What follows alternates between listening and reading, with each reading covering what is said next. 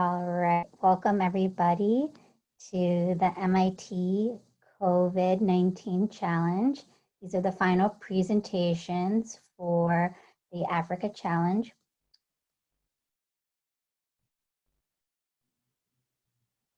And just some reminders for these presentations is that I will be advancing your slides forward, so no one needs to be sharing their screen. When you are ready for the next slide, just say next or next slide. So this weekend, you were all part of Track D, Readiness for Potential Surges. As COVID-19 grows exponentially in certain communities or countries, approaches to increase the capacity of healthcare systems are necessary.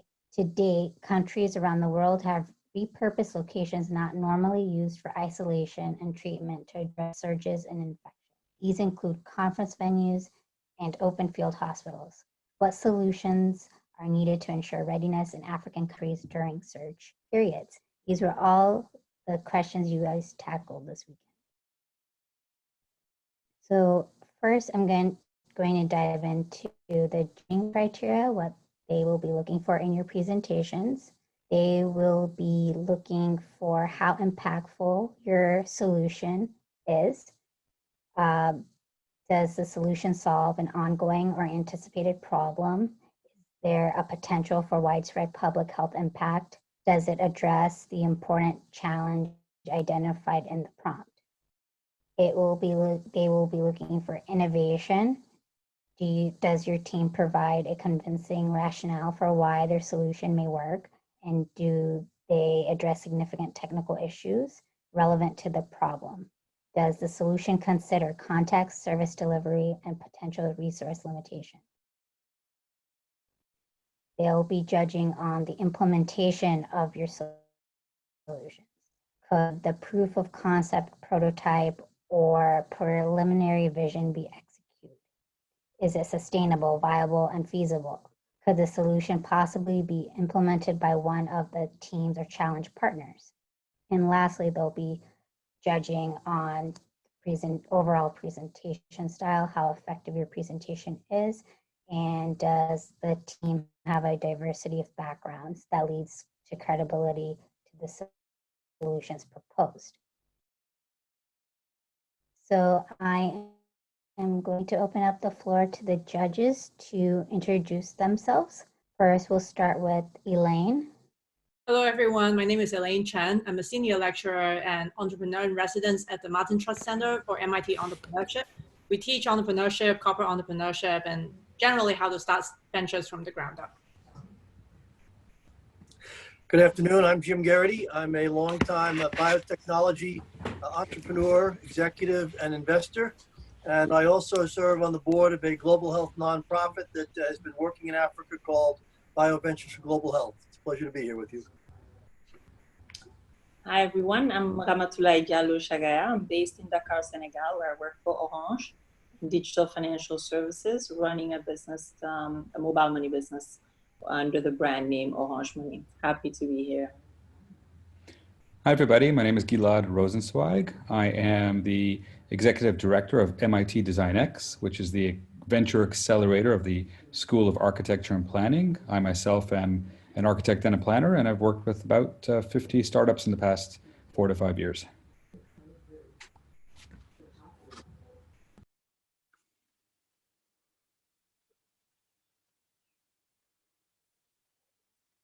And Pierre, are you there? It doesn't look like he is, so I think we'll just keep going for now. All right, so I'm going to go over some of the judging logistics. So here are the logistics of the final presentations. The presentations will be recorded. One member of your team will present. However, you can have other team members help with the Q&A section. You will have 3 minutes to present and 2 minutes for Q&A. When you have 1 minute left, I will be holding this up, a 1 minute reminder, and you then know that your time is coming close to ending. The order you present is random. We will tell you that you are up next, so you will have 5 minutes to prepare. If you will be presenting for your team, please raise your hand and the host, which is myself, will tell you when to unmute. When it is your turn to present, you will unmute and turn your video on if you would like, and I will flip your slides for you. I will give you a 1-minute warning by holding up the sign on the camera, so please try to keep my image view in view while you present.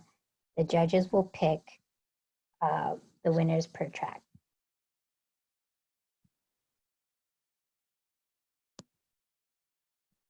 All right, so again, here's just the graphical Zoom interface. You will raise your hand, and I can see the list of people who have raised their hand. I will ask you to unmute. You will present for 3 minutes, which will be only one person from your team. And then we'll have 2 minutes for our Q&A from the judges.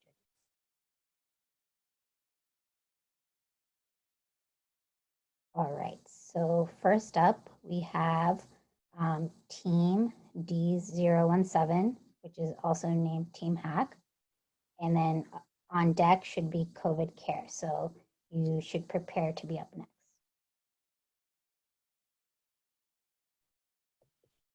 Folks, please raise your hand only when your project is up.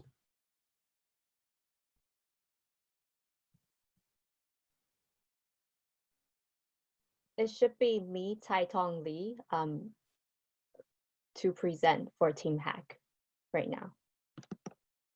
Okay, great.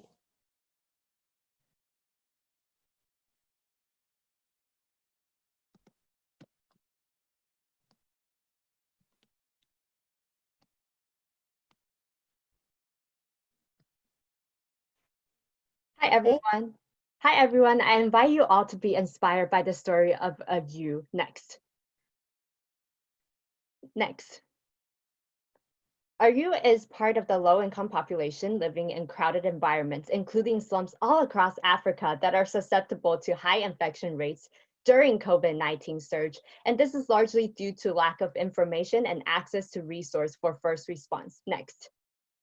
There are over 200 million people in sub-Saharan Africa living in city slums as of 2010. Next. And for Ayu, she is the single caretaker of 3 of her kids. She lives in a city slum in Kaberia, Kenya, and staying at home simply isn't an option for her. Social distancing is not practical because it's difficult to apply the same policy to every environment. And the key challenges for her as a high risk of exposure to the pandemic is that she doesn't have resources to safely avoid contracting the virus. Next. We created a hybrid solution of a mobile unit to help you gain access to this information. Next, the solution can be done in stages. The first stage is that we will utilize public announcements, and these announcements can be in the channels of radio, intercom, community leaders to help spread information about this mobile unit. And once you learns of this information and goes to the clinics, these medical units would be equipped with basic medical equipment and protective gear. And these can come in many forms, like tents that can fit into a suitcase or van or bike, because again, this not just one mobile unit solution can fit all populations. For triage, we identify symptoms of a U and provide her with the right receptive resources in adaptation to her settings in indigenized contents. For our youth, this information can be an invaluable resource to how she can better identify the victims, how to get access to treatment, and how to reduce the risk of infections in a slum. She can be a seed that ultimately helps enforce better preventions in her community to minimize the surge. For tracking data like demographics would be tracked to identify the hotspots and support government, NGOs in policy decision-making. Next, this is a user-friendly app that we drafted that can work offline to assist in data tracking. Ultimately, we want to provide a solution with an actionable information to empower a youth to mitigate risk to the surge of the pandemic with this mobile unit. Next. Thank you very much for your attention today. Thank you. All right, thank you. Great job. We'll open it up to the judges for Q&A. Awesome. So can I go? Yes. Yeah, so great job. You're picking a problem that even is present in Boston. My question is, do you plan to start in Kenya, and how might you take the learnings from one country and take it to another country, because they are quite different infrastructure-wise and everything? Thank you for your question, Elaine. I think that one of the main problems we identify here is that we try to identify a population that would be most at risk for contributing to the surge of the pandemic, which is the problem of our track. So we identify the population as people living in city slums who are often the voices of the voiceless and most vulnerable to other governmental policies. And so I think with the mobile unit, because of its mobile elements, it's easy to take this solution and use that in different contexts. And again, just want to stress that not one policy or not one solution would fit all. So this mobile unit may look a little different in different settings.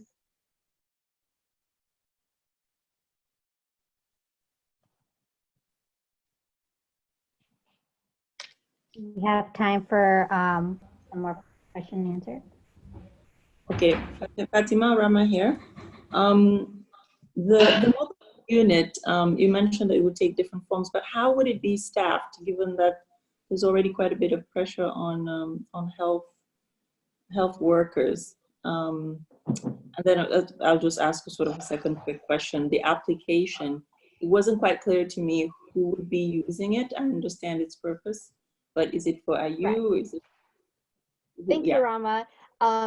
For that, we do understand that there is a general lack of medical staff, and we understand that maybe for this mobile clinic, what's great about it is that we don't need a high-level person in healthcare. We can utilize a low-level technician and provide training, or ultimately we are providing health education and also resources to these people. So it's health education that can be trained, and also the data that we are tracking, it's a user-friendly interface. So more tracking yes or no, if this happened, if that happened, in that sense.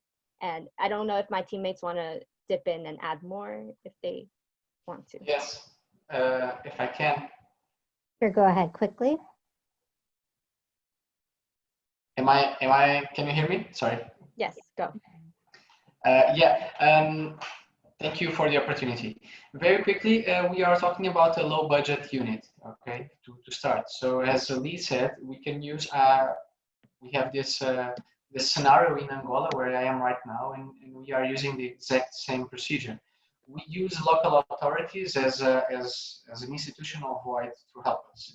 There's a low level of healthcare workers that can go on the mobile units and go to the slums and help to create and generate this fighting of misinformation. So there's no need to recruit staff from hospitals or reference sites. Great, thank you for answering that. Welcome. Thank you. And we will now be moving on to the next presentation. And I just want to remind the judges that you will be doing your judging criteria in real time. So please fill out those Google forms in real time. Thank you. Thank you. Thanks, everyone. Thank you.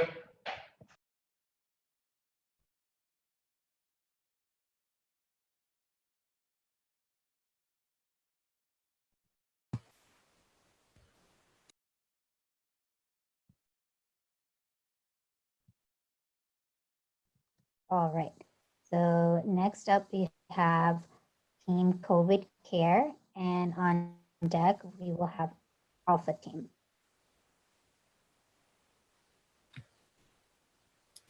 Thank you. This is Miriam presenting for the group. So COVID Care as a solution, service delivery management system, and we envision addressing the surge capacity issue in the context of Ghana. Next. Next. We find that there is an increase in incidence rates in the greater Accra region of Ghana. So there's a hotspot area that is of great concern. About 82% of cases across are known internationally, based on international research, are known to be mild or asymptomatic cases. We find that this is actually the case in Ghana. And what happens is that, next slide,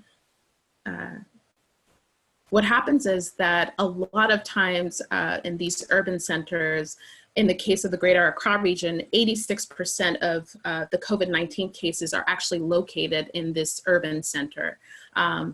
We find that this places an increased demand on already overwhelmed hospital healthcare systems. Many of Accra's hospitals are operating at 80 to 90% occupancy rate, and they are also using these sites as isolation sites for 100% of COVID-19 cases, while only 18% of these cases would actually require hospitalization and acute care. So really we're looking at a solution to optimize alternate sites for non-essential care for these mild and asymptomatic cases that would otherwise overwhelm the system. Next. So really an ideal solution would have to consider appropriate logistics to be able to determine the mild cases versus those severe cases. Would need to have visibility into available hospital capacity and utilization of beds for referrals, and would also need to address the capacity to manage and treat mild cases outside of the hospital site. Next. Next.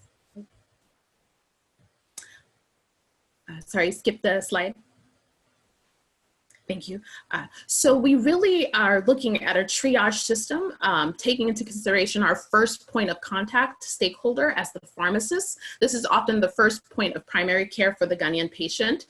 So we envision a system where the pharmacist has an app and they would input information, diagnostic information about the patient. Those patients that would test negative for COVID would be determined to have other health issues. Those that have a mild case of COVID would be administered first level of treatment at the pharmacy site and advised to practice self-isolation. And those with critical cases would be alert. There would be a rapid response team within the system that would be alerted to deploy resources. If it was identified that there was a surge level capacity in that area where the patient was and not enough bed capacity, then mobile resources, in the case leveraging the VAN infrastructure system in Ghana, already existing system to provide mobile health care to those patients that otherwise would not find care in the hospital site. Next. So what we really do see in this value chain is that pharmacists and patients and healthcare systems are part of the private-public partnership, and that they find value in this healthcare system supply chain. Pharmacists find better patient outcomes. Patients. All right, we're all up with time. Thank you for your presentation. Good job.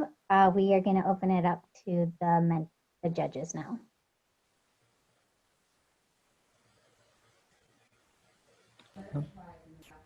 Hi, I got a question. So this app would have to go sort of side by side with actual testing. Is that correct? Yes. So we have in Ghana, we have a rapid test kit system ready to be deployed and scaled up. So that would be something that we would not need resources for. We would have that once it's approved by the FDA board in Ghana, that would be ready to be scaled up. So we anticipate that the pharmacist would have this ready in hand. Miriam, just a quick question. So the pharmacists have the app. How about other testing centers? Basically, how do you aggregate the data so that it's accurate and useful for everybody? That's a great question. So essentially, you have that first line of medical care being the pharmacist. Once they input that information into the app, it enters into a data repository system, a health system. Data analysts are also interfacing with that system, along with health facilities that are actually reporting bed capacity. So all of this is feeding into a system, a database system that would then allow these stakeholders to be able to triage effectively. The rapid response team on the other end of the system would be able to be deployed in instances where it was determined that the demand for beds exceeded the supply. And then you would deploy those mobile health resources to those specific locations.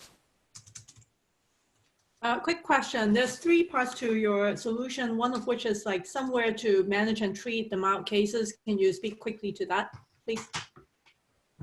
Yes, so the mild cases would be treated at the pharmacy site. So the diagnostics that the pharmacist would provide, looking at underlying health conditions, a potential test, and looking at the outcome of the test, they would be able to assess whether the patient was a level 1 care, a mild case, or an advanced, a critical care case. Usually somebody with the presentation of acute respiratory disease, and be able to input that information. Then that information would interface with the system and alert a medical response team to deploy resources in instances where the person cannot access critical care at a hospital site. And we would leverage the existing VAN TRA system in Ghana, which is currently underutilized, and be able to incentivize these providers to provide mobile care at the home site. The home would be the repurposed site for care. Great, thanks for clarifying that. Thank you, great job. We will move on to Alpha team. Thank you very much. Hi. Hi. All right, go ahead. All right. Good day, everyone. My name is Kelechi Uchenna, and I'm here to give a brief pitch on the Alpha Tracker. Please, your feedback will be highly appreciated, and we look forward to getting it so we can make the solution better. Next. So the problem we're trying to solve, first of all, the information on test cases and infections coming out of Africa is highly underreported. There is no real-time data on the spread. And also, because of the lack of analyzed data on the spread and infections, the government makes poor decisions in fighting the pandemic and deploying interventions. All these problems lead to a rapid spread of the virus. Next. Next slide. So what are the implications of this if we do nothing? The cases will increase, infections will increase, and Africa's already fragile healthcare system will be overburdened. And that there's also going to be more national lockdowns, and these national lockdowns cause a food and security crisis. And lack of real-time data on insights on the spread and infectious cases can lead to outbreaks and surges, and Africa could be the next epicenter of the virus. Next slide. So what is our solution? Our solution is a smart website that works offline and online to collect and analyze PCR test results and symptom data, analyzes it collects this data from hospitals, labs, and collection units, analyzes it, and informs the government with this data on possible surges, the government and the citizens on potential surges. Next slide. So how does it work? So the hospitals, the labs impute the data into the system. The data is stored in the cloud. The data is then analyzed by our system, and we now produce refined, well-analyzed data for the government and the citizens so they can take proper interventions and planning to protect themselves. Next slide. Next slide. So this is what our landing page looks like. This is the dashboard, and this is the SMS functionality, so we can reach people in rural areas who don't have access to internet connectivity. Next slide. So what is our unique selling point? First of all, real-time analyzed data, instantly updated so that people can act quickly. Fast data delivery to the government so they can take decisions quicker and save lives.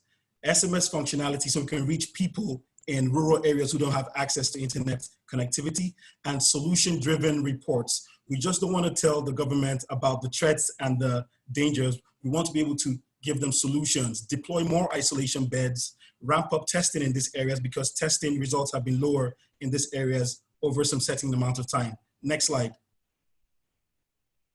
What are our impacts? So by effectively tracking the spread of infectious cases and reports, we're able to prepare people for potential surges. We're also able to ensure that vulnerable communities get the essential services that they need from our data. The data that we produce also motivates the government to want to do more in terms of interventions, and we're also helping to protect the frontline medical people in the field.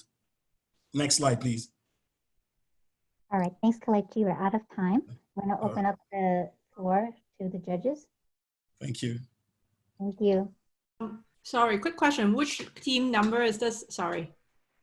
018. 018. Thank you. Yeah. Can you just clarify what data you're going to be collecting or relating? Okay. Can you go to the slide of the wireframe? We'll be collecting data like number of reported cases, number of tested cases, number of deaths, number of beds available. And we're going to also be reporting information like available hospitals, available bed spaces, hot zones, number of deaths by age, by gender, by location, and number of hospitals beds also by location so that people can know the hospitals that are available and if there are beds in these areas. Those are some of the data that we'll be collecting and reporting. Great, thanks. Yeah. So sorry if I missed this, but in terms of organizing your data collection and also data analytics on the ground, like the team on the ground, can you speak quickly to how to make that a sustainable operation? Okay, please, could you come again? I didn't quite get the start of your question. Okay, so how are you staffing it? Okay, good. So since our solution is an online solution, the people who impute the data are the certified doctors and lab technicians and the people, the health workers. So they are the ones who impute the information into the system. Our job is to analyze, keep it safe, analyzed, and efficiently send it to the government and to the citizens to ensure that they are prepared for potential surges. So our staff is basically technical people, but they just impute, the health authorities, the doctors, the lab technicians, and the lab people impute the data. So while we manage the data, yes, thank you. Kelechi, quick question. Yeah.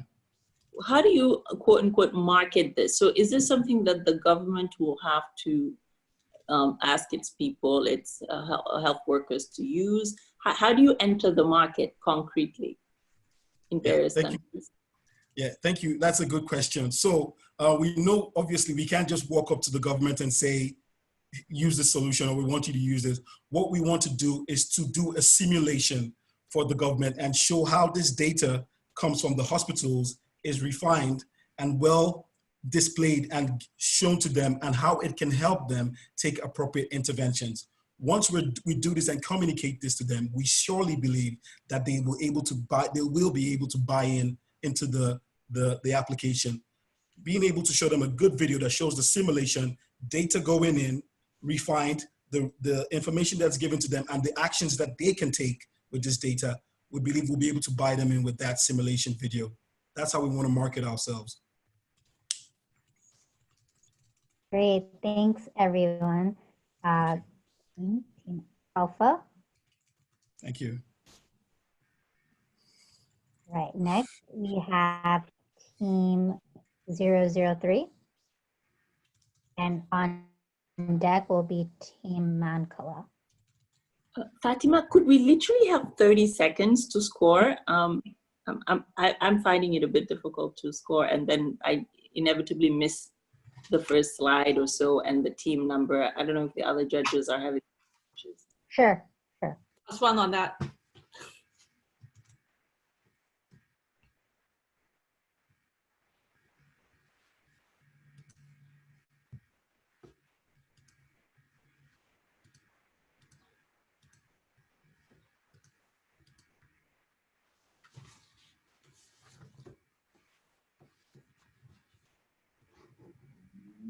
Okay, ready. All right, great. We're going to have Nat speaking.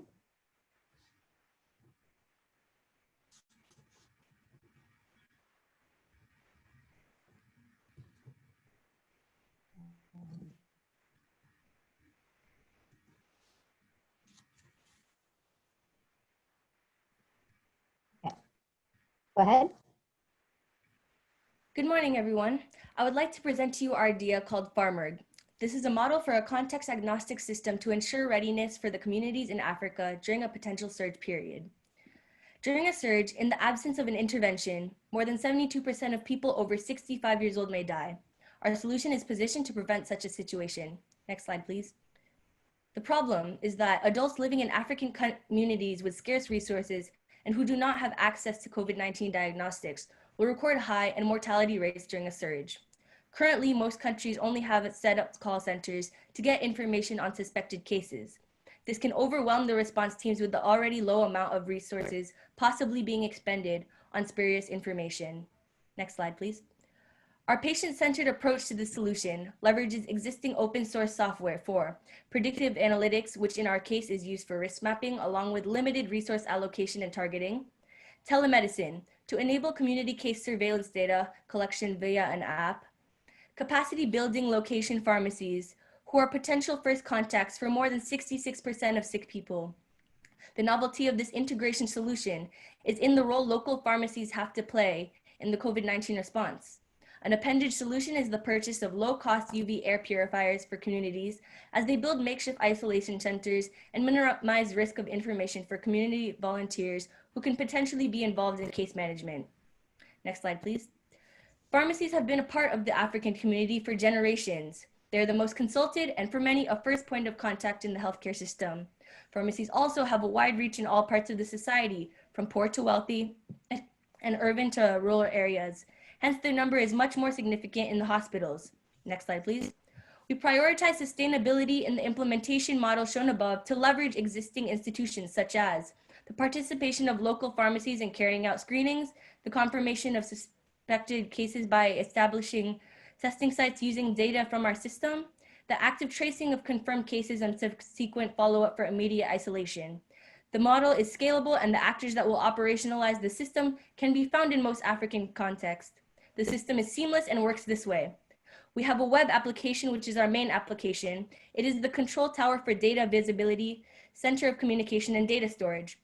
Local pharmacies will be registered in the system and use the data collection interface on the website for sample collection, information dissemination, and facilitate isolation of positives.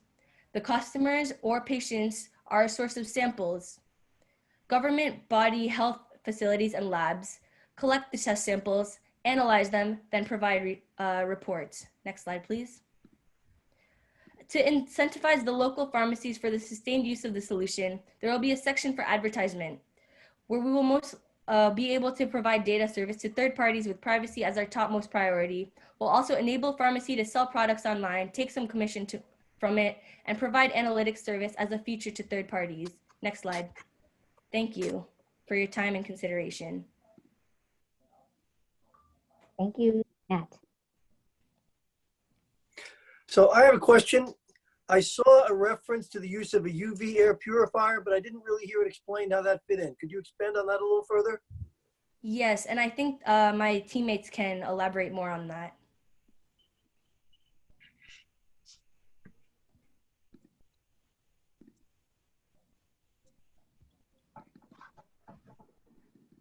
Okay, so this is Kunle speaking. I'll speak on behalf of Gupta.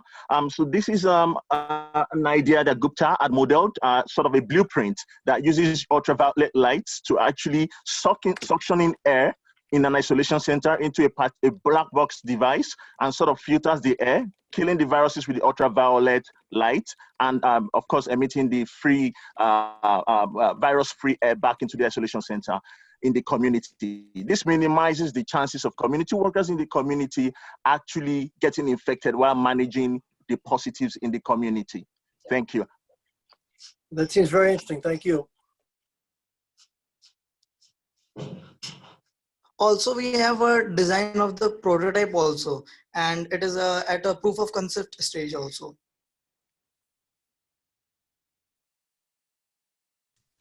Thank you. Thank you.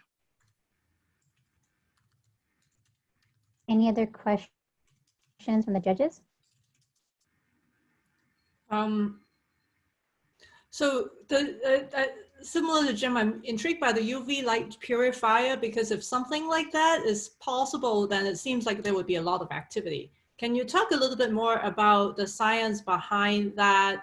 You know, how do you prove that it works, and how long would it take to do that? Yeah. So actually, we had gone through lots of generals, and we had experimented at the lab also. That when the UV light with a length of 240 nanometers, when we put upon the DNA, then DNA particles are totally destroyed. So in some foreign countries, they are also started using a type of UV lights. So basically it works like a sanitizer, and the science behind it, it's a totally like as the sunlight works to destroy the bacteria. So like the same thing, the same principle, it works as the UV light, and it is the very low cost also, and it can be implemented as very soon. And so all this was. Just to add to that, even in Nigeria at our PCR labs, UV lights are used to actually kill the viruses from the personal protective equipment being used to carry out COVID-19 tests in country.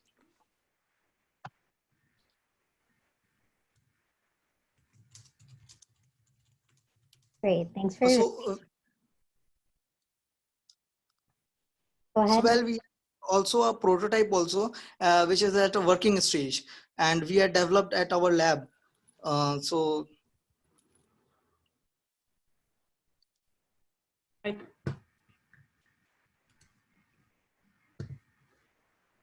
All right, great. Thanks, everyone. I'm going to give the judges a couple of seconds to finish up their forms.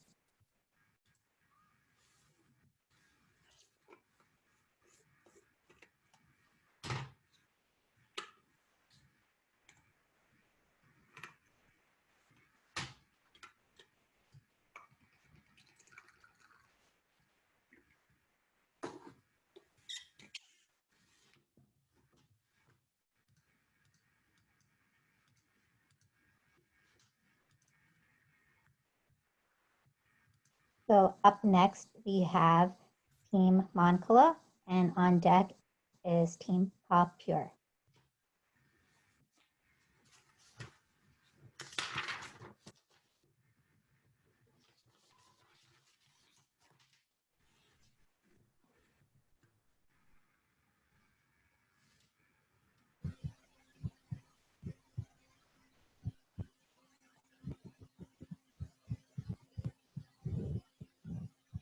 Hey, Jessica. Hi. Hi, welcome. Thanks. You may begin. Okay, great, thank you. So we'd like to present Mancala, our way of fighting COVID-19 with data. Next. Next, please. Currently, we're experiencing what can best be described as a public health crisis. And the only way to effectively allocate resources in preparation for a surge is to have widespread data collection and timely, effective predictive models. Right now, our data collection is incomplete and depends on testing resources, which may be scarce and in some areas non-existent. We're going to bridge this gap with a dynamic approach of up-to-date data collection at the user level. Next. We will utilize existing mobile data infrastructure to collect widespread user-level symptomatic data. We'll leverage this rich data to create powerful predictive analytics. And we will use this to inform communities about upcoming surges in healthcare demands. Next, please.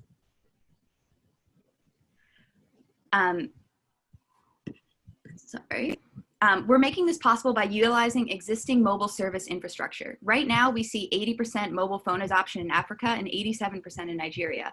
This enables us to have high user engagement in the population. Next, please. Our target user for this platform is the average mobile phone user in Africa, Roy. On a given day, Roy receives a message either via SMS or smartphone platform to send updates on his symptoms with informed consent. Next, please. We aggregate, sorry, this is the wrong slide. We aggregate this data from Roy and thousands of other users and use it to update our predictive models on surge likelihood and resource scarcity. We can then inform and prepare local community leaders and healthcare providers and give users like Roy updates on their local risk levels and available resources. Next, please. Next, please. We're going to encourage adoption of our platform by forming alliances with cultural figures, political leaders, women's health practitioners, and others. We're also going to partner with local mobile companies who will provide data incentives to users. Next. Yeah, these users will provide mobile data incentives immediately and as recurring loyalty credits. Next, please. We will work diligently to remain cost effective. We expect our revenue to meet our recurring overhead and expenses, and we anticipate a philanthropic donation to cover our initial costs. Next, please. We're going to start by introducing the product to Lagos. Within 3 months, we expect to start expanding into other Nigerian communities. After 6 months, we'll start expanding internationally. And then after a vaccine is readily available, we're going to rebrand our initiative to serve a different disease or healthcare need. Next, please. Our team behind this is as diverse and talented as the different markets and individuals that we're trying to serve. Next, please. Next. We'd like to thank you so much for this opportunity. We're really excited about what we've proposed here today, and we are happy to take any questions. Next, please. Thank you. Oh, whoops, sorry, I thought we had another slide. Thanks. So, hi. So, quick question. So, SMS, that's great. Lagos, that's great. How are you going to get the word out? How do you get awareness? How do you get compliance from people reporting their symptoms? Yeah, that's a great question. So we've thought about this a lot. We're going to encourage adoption by trying to form alliances with local cultural figures, political leaders, women's health practitioners, and others to try and encourage engagement in the community. But we're also going to incentivize users with data credits, which is something that we've seen in other emergency and survey platforms via WhatsApp, where you give some small data incentive for user buy-in. Hi, it's Rama. Can you explain the revenue model quickly? Is this a share with an MTN, or how does it work? Yeah, absolutely. Alex, can you take this one? Thank you, Jessica. So please allow me to explain the revenue model. So basically, we're to cover the capital costs, we're gonna depend on foundations, NGOs like the Bill and Melinda Gates Foundation or Kaiser Foundation. And then we'll have the operating revenue from selling this data, which is going to be like entities processing. We're going to sell the data to entities processing the data, like forecast and analytic companies, international healthcare organizations, and maybe at the later stage we could also include ads. Sorry, you're breaking up a little bit, but to summarize, you're going to sell the data. This is going to be, yeah, it's going to be a non-profit organization. So for the internally, we're going to have internally generated revenue from the operations of the company by selling the data. And then the main capital costs are going to be covered by donations and institutions, etc.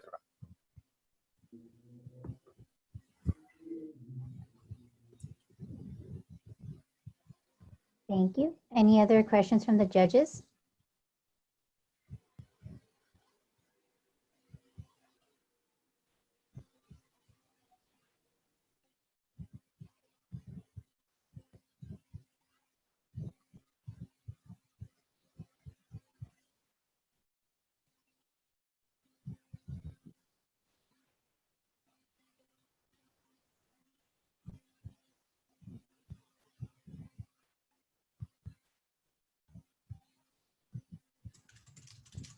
animation going on here. Yeah, I think you have some unwanted users. Yeah, there's some hacking Zoom going on here. bombing. Fatima, you can turn it God. off. You can turn off the ability to annotate Okay. as co-host. So in the upper right-hand corner of like above where the videos are, there should be an option where you can, or maybe double click on the annotation, and then there should be an option where you can disable annotation. It says annotates, but nothing is checked next to that. Do you want to make me the co-host and I can do it? Sure.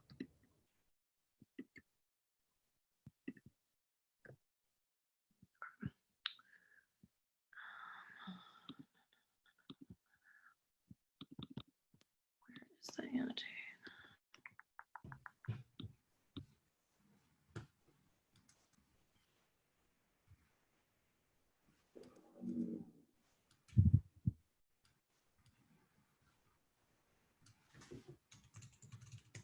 Sorry, I'm just trying to figure out where the annotate button.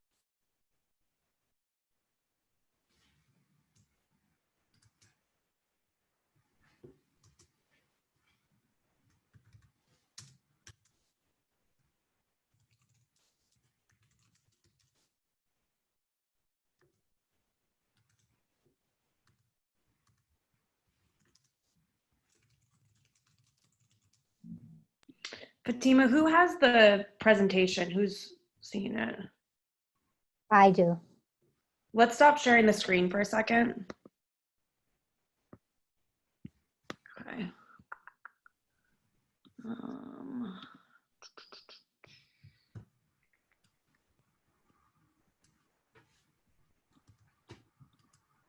Sorry, there's supposed to be a button somewhere here. I think it's only the actual host who can do it. So maybe you want to look into Thomas probably checking it out.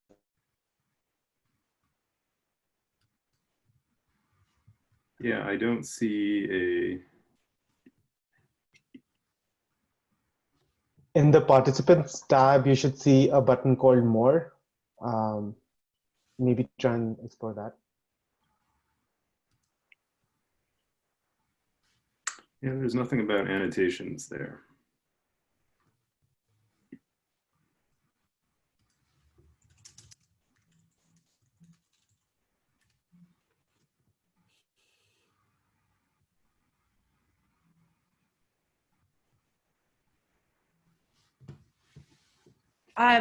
Let's keep going, and I will take care of this. I'll figure it out. I'm not sure either why there's no annotate button down at the bottom.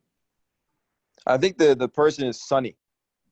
Oh yeah, unless that person is different. Unless Sunny is part of the competition, then they can speak up. But otherwise, we just kick them off. Yeah, they were on a different one too.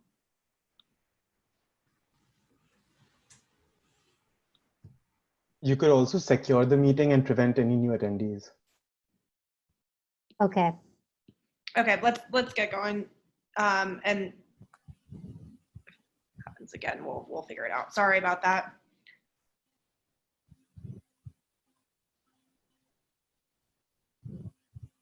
All right. So up next is Pure.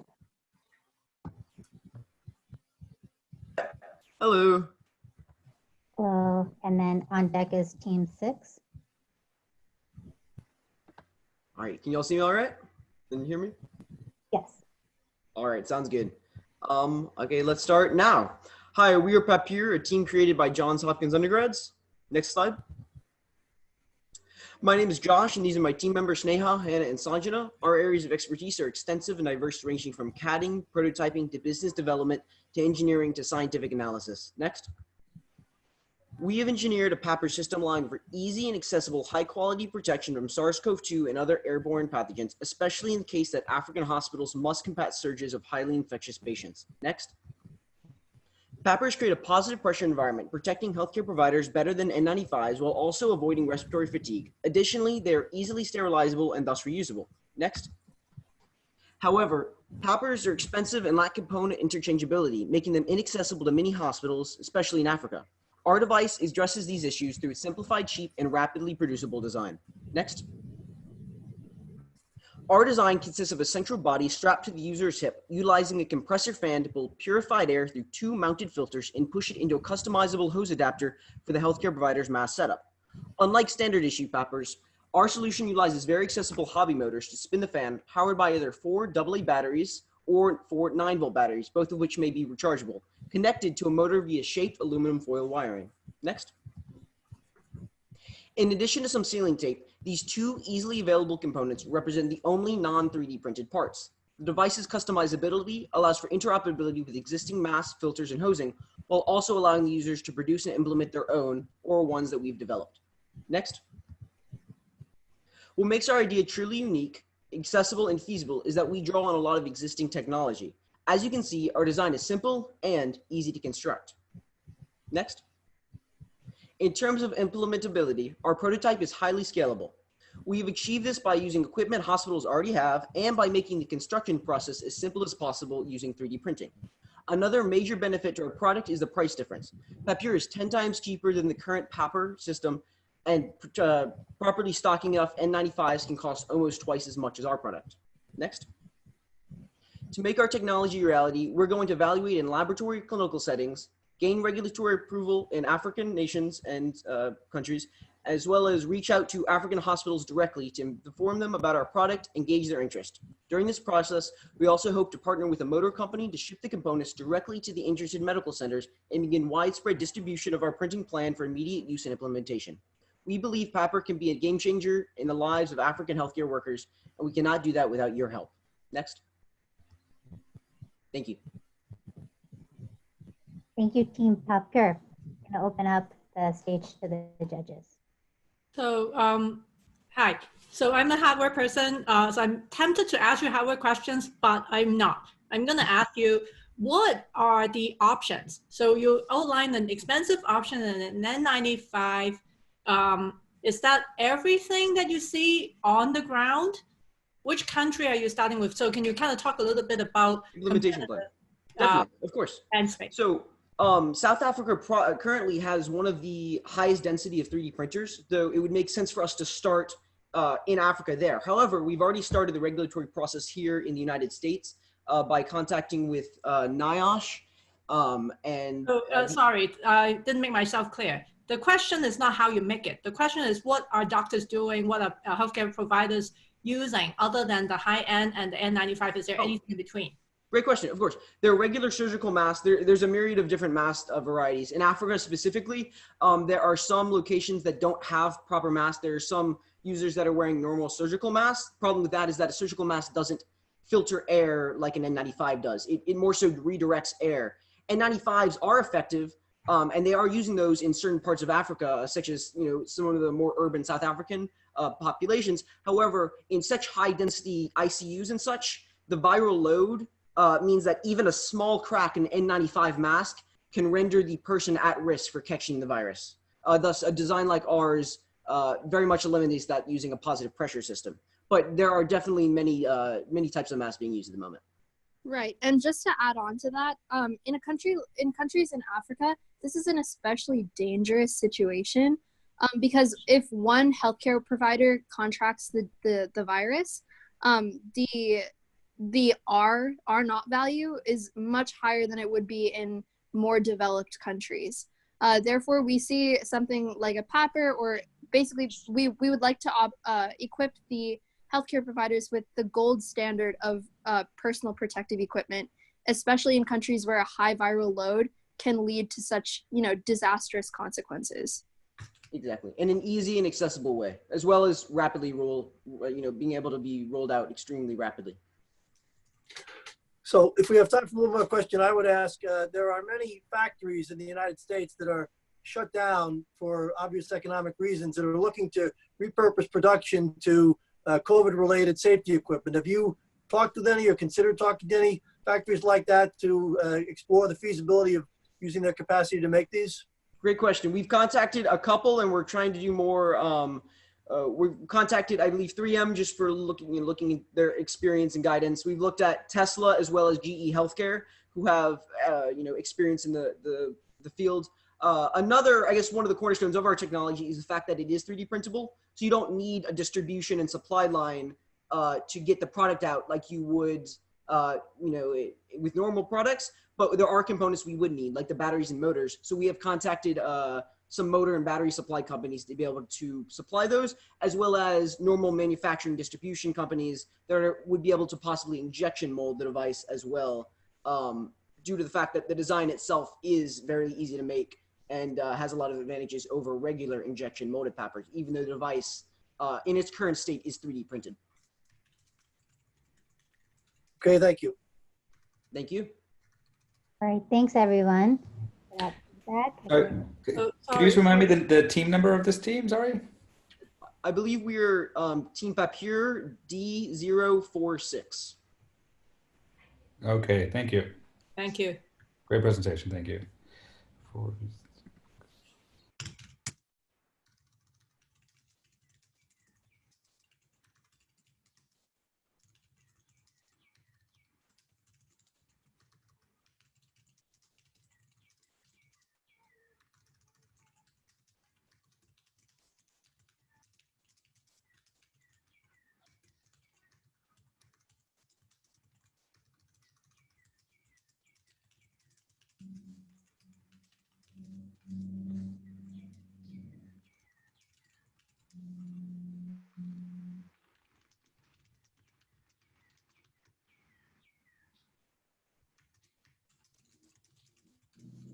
Could you also let, I think one of my teammates is waiting to join Vivin Puthenparaya.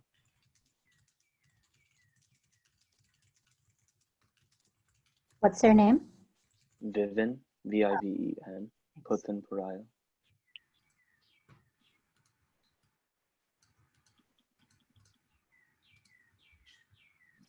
All right, so judges are wrapping up. We're gonna have team B6 Ridge Robotics up, and on deck will be team 45 COVID. Oh, 06. For the problem of surge readiness during the COVID-19 pandemic, we developed a specific solution called Prodemic Health Network. Next slide. The specific problem is that 52% of healthcare professionals in Africa cite the lack of access to a unified management system as a reason for not sharing hospital data outside their facility. Next slide. So we took the target market of Nigeria, which faces an uncoordinated and fractured healthcare system, while also boasting high internet penetration, 61.2%. So it makes it the best place to start this idea initially. Next slide. What our solution is a low-cost solution, which is in three folds. One, to create an interconnected hospital database to track hospital medical equipment and personnel records. Two, to create a system to efficiently allocate resources among nearby field hospitals. And three, a system to predict locations for future hospitals based on current hospital and data and geospatial data during surges. Next slide. So what we designed is a unified database solution, which is meant to be an easy to use UI that's also secure. So by developing a website with two-factor authentication for hospital data, hospital managers can securely log in, view, and update their hospital records. Next slide. What they can also store is things like inventory, so face masks, face shields, gowns, gowns, gloves, and those kind of resources that all hospitals have. And they can log those for their own hospital and view them for nearby hospitals as well. Next slide. So what they can do with that is, if say, as a hospital manager, I realize that I'm in need of 100 gowns, and I know that the University of Benin Teaching Hospital is currently not using all of their gowns. I can make a request by contacting them through the site, and then allow for allocative efficiency. Even in an overwhelmed healthcare system, not all resources are being used at all times. So allocative efficiency is highly important. Next slide.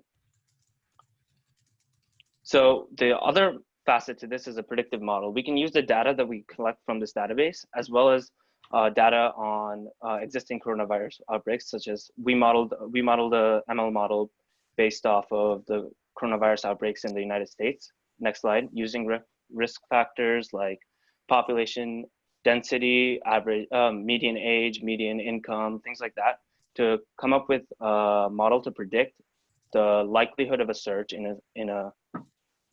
based on these factors. Next slide. And so what this solution does is establishes a framework for an interconnected healthcare system that can be quickly implemented in the future, in the case of future outbreaks and even daily hospital function. But the bottom line is, in a world that's more interconnected than ever, the risk of an outbreak is ever present. To be ready for these surges, Prodemic Health Network is an essential tool for the optimization of resource management and establishment of new hospitals. Great, thank you. Good job. Floor is open to judges. I feel like I'm always asking questions. Is it okay? Yes. So I have a question. So great AI ML backend, beautiful dashboards. What is your plan for doing field work, discovery work? So you visit hospitals and understand who is doing data capture, who is keeping inventory, who makes decisions about ITIS systems and deployment in each hospital. Because you have a very ambitious play where you're kind of trying to do inter-hospital stuff, but where's the data that supports how you might deploy into a single hospital? So are you asking about how keeping inventory and this kind of things? Well, they're doing something today. It's not great, but they might be using paper. They might be using spreadsheets. What are they using today? Who's doing it? And what is their mental model? Exactly. So what we envision is there is like a fractured system of how everyone's keeping records. So there's systems that are using spreadsheets and things. They can be integrated pretty easily using CSVs and those kind of formats. But if you have paper records, we envision a system where you can have paper scanning, and then technicians can input that data manually into it. So you can input on the site. You can use like document scanning apps on a phone and things like that to input those, if that makes sense.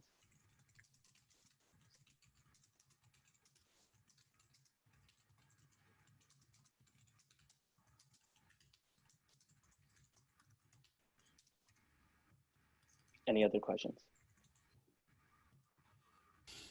Hi, sort of more of a social science question. At one point, you're going to rely on hospitals to or other health units to identify what they have, that extra supplies that they have, not just what they need. I'm wondering how you take into consideration what how any unit would want to identify perhaps underestimate or overestimate in their favor. Do you have any idea how you might be able to deal with that? So, I mean, when you have any kind of social system, you kind of have to hope that there's a collaborative aspect. If hospitals aren't trying to share resources, it won't happen. But the hope is that it's a mutually beneficial system where if I'm helping another system be as efficient as possible by being transparent in terms of what resources I'm using and I'm not using, it can help my hospital out in times that my hospital is in need, and then while I help out other hospitals when in their times of need. And the thing is, you have the good thing about an interconnected system is that you have it's not just a system of a few hospitals. You have a system of a lot of hospitals. So hopefully, the resource allocation is balanced out by a larger sample. Great, thanks for clarifying that. And I'm going to give the judges some time to finish their forms. Then we'll move on to team 45. And on deck will be team Sandy Pack.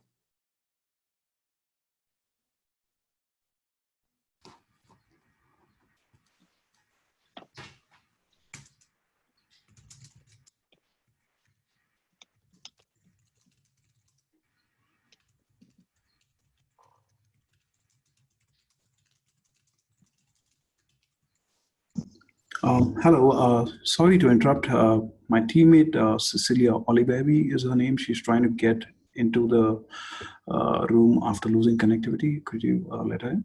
Yes. Just... Thank you.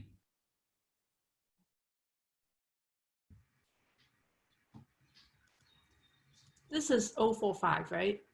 D045? Yes. Thank you.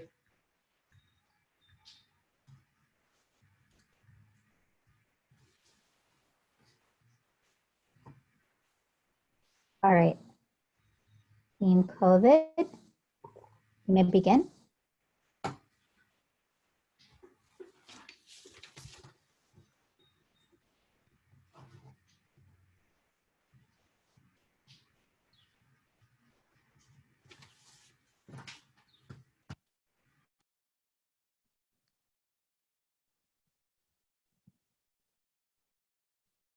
All right.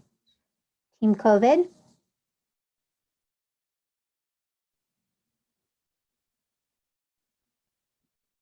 We will come back to this. Yeah, it doesn't look like they're here, so we'll just move on.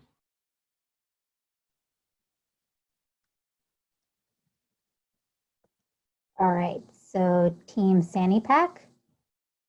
Give a moment for the judges to change their forms.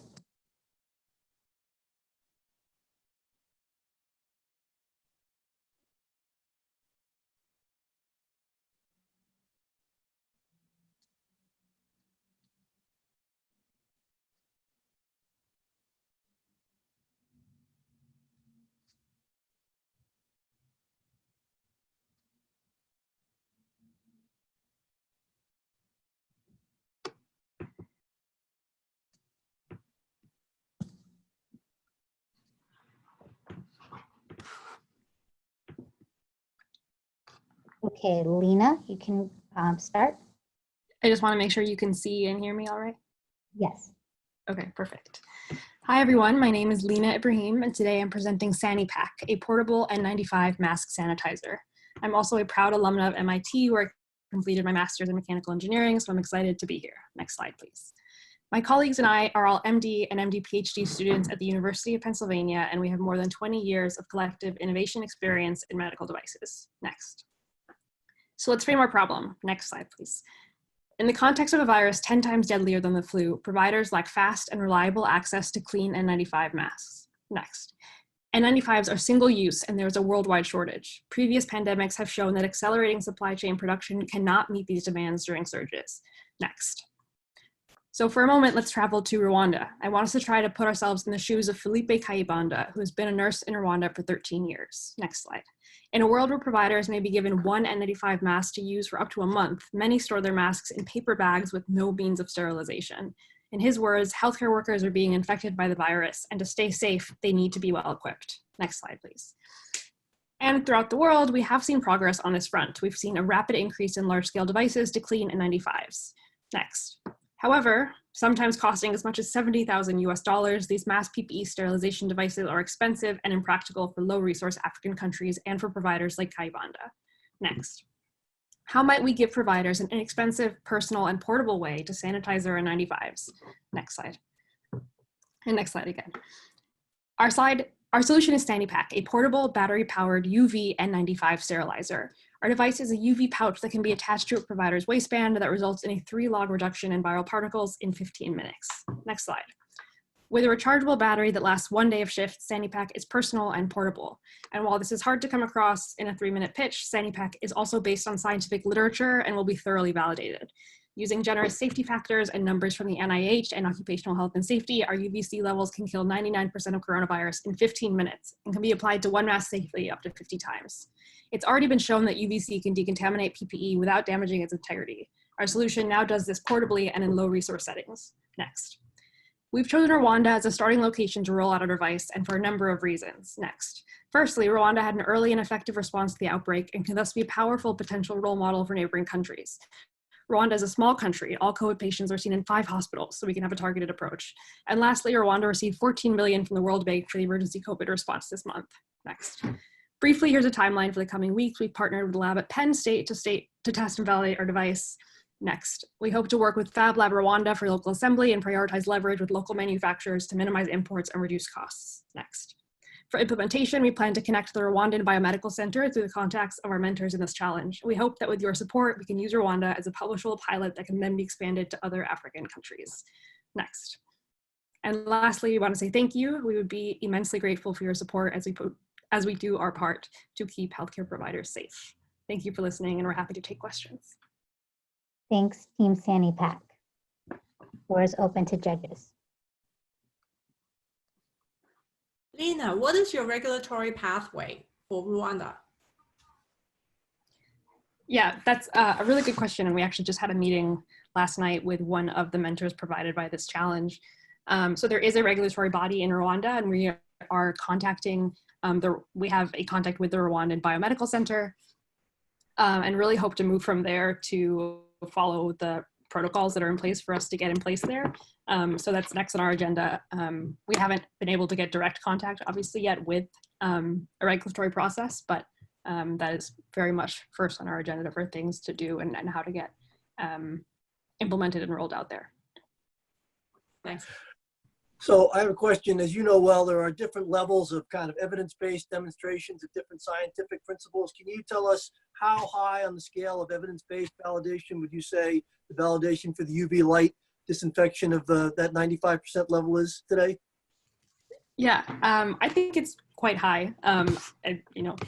There's a lot of literature on the topic, and with any source where there's a lot of literature on the topic, I think you can find things that are a bit of chamois, and you can find things that are rigorous science. Thankfully, with this, UVC sanitation devices are things that are already out on the market and are already being used by hospitals nationwide and worldwide. And so the literature does support this science. The component that is sort of specialized for us is that we're creating a new geometry and we're putting a UVC light inside a bag.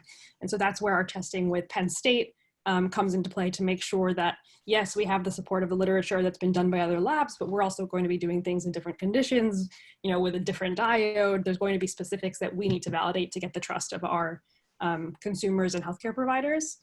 And then additionally, along with getting testing done in Penn State, we do hope to partner with the University of Rwanda, because I think it's also very important to make sure that we can get buy-in from institutions locally. And so I'm quite confident. We've done quite a lot of research in this, but we are willing and definitely capable of adjusting parameters according to the results of our testing to make sure that our device is as efficacious as possible without damaging the fit or the function of the N95. If I may add, this is Daniel here, also a member of the team.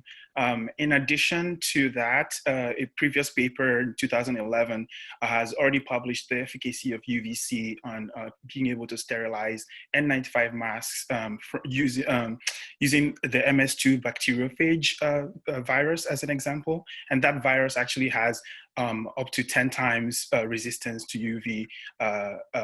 UVC than coronavirus. So we are sure that, we have a high sense of trust that if that protocol worked against MS2 virus, that it would be good for SARS-CoV-2.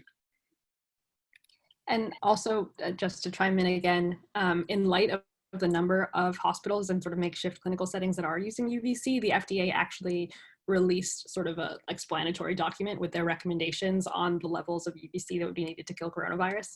And so there is a lot of well-regarded literature as everyone's trying to figure out how to best move forward with sort of impromptu development of devices. But UVC is definitely something that's been well validated and supported by the research.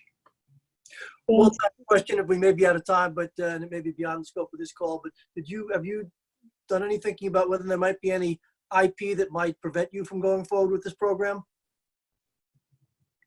That is a great question. And that is something that I think I would have to pass on to another team member who would be more familiar with the IP process. All right, thank you. Hi, this is Khaled and Omar from the Sandy Pack team. So we've done a pretty thorough IP review, and we haven't found anything exactly similar to what we're doing. There are devices that they use in medical ICU units that sterilize masks using UVC, but it's like a big box container that you put your phone or your goggles in, you close it. It's not similar to what we have, and that's pretty much the closest thing that we've gotten. But we've also filed a disclosure with our university's IP office to continue investigating this and do like a thorough IP review as well. Great, thank you. Thank you very much. Thanks for everyone's responses.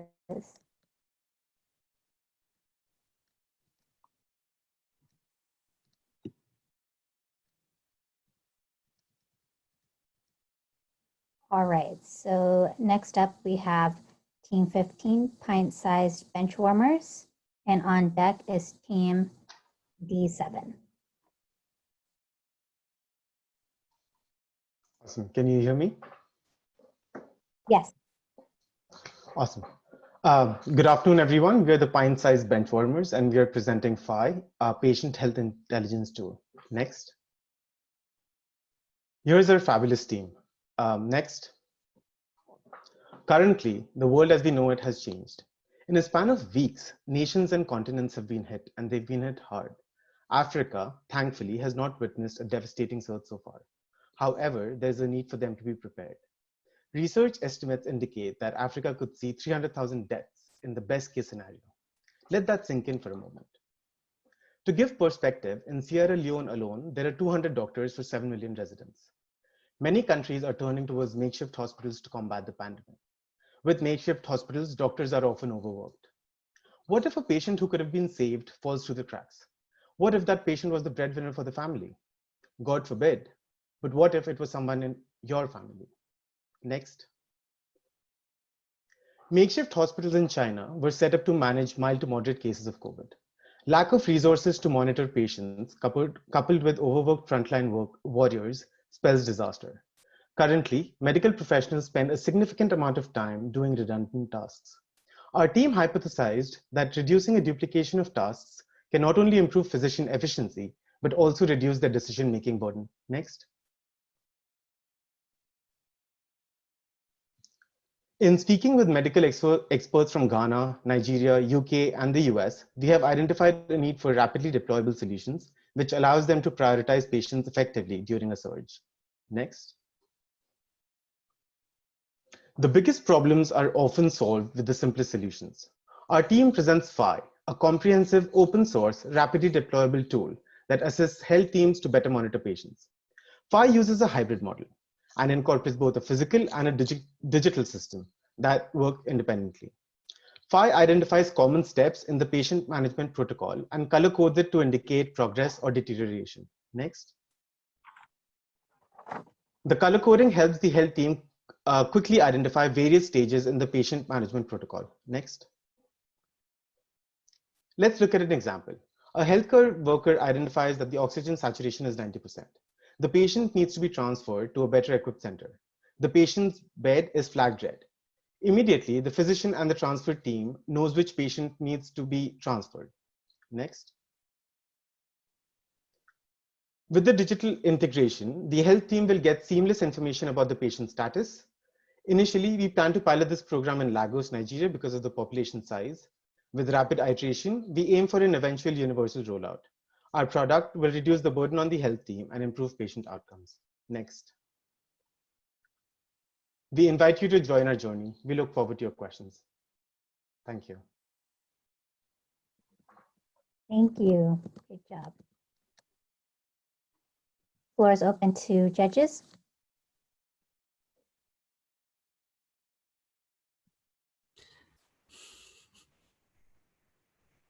Okay, I'll ask again. I'm sorry. What are they using today? And I'm likely to ask that of all remaining teams as well if you present with a technical solution. So this looks like a great patient workflow and decision tree app, and also, various data connectivity for chat transfer. But what are they using today? What lessons can you draw from the field hospitals that has been deployed in various places? So currently they're using a lot of paper-based tools. And I just want to reiterate, our technology is not, our solution is not entirely technology-based. It can work entirely as a paper-based solution. Our focus is on matching the various steps in a patient management protocol to certain colors. So for example, there's a bed and it has multiple color bars, color tabs on it. and the tabs can be moved to indicate the progress of the patient. It can definitely be integrated with the technology solution, and that is what we are offering. But in cases where technology deployment is difficult, it can work as an absolute template-based solution as well. Right. Does that answer your question? Yes. Thank you. And follow-on question is, how do you convince various hospitals that this is a valid, tested way to triage? Basically, is on the ground triaging of patients day to day, symptom by symptom, etc. Right. So that's a pretty big decision they have to make whether to transfer. How do you convince them that this is evidence-based? So we are modeling this based on the Kanban system in the industrial manufacturing process. And I believe this is done to a certain extent in a few hospitals and clinics in North America on a smaller scale. My teammate Aviva can answer more about the Kanban process and how we are incorporating. It's good. Yeah, I know the Kanban process. I'm more asking the hospital, how do you convince them that the criteria you set forth are good ones that's well matched to their community? But so I don't need to answer that. I don't want to take all the time. Okay.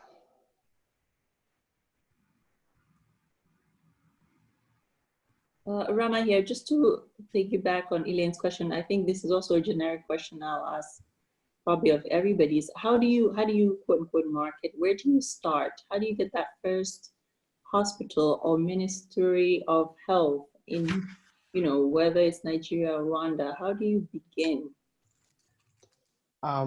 We are proposing to offer a pilot solution, and this is aimed to be a very cost-effective tool, and we are not a for-profit organization. So by approaching hospitals in Laos, Nigeria, which is the most populated city in Africa, we will iterate with them. So we are not recommending a protocol. We will work with them to identify what steps are common in the patient management process. There are different protocols in different parts of the country, in different parts of the world. And we are just offering a solution which might even eliminate 30% of the duplicitous efforts. It's not necessary that we'll be able to track the entire patient process and the patient management workflow. It's even if you're able to reduce 30% of their workload, I think that's a big impact. Does that kind of answer your question? Thank you. All right, thanks so much for your responses. Thank you.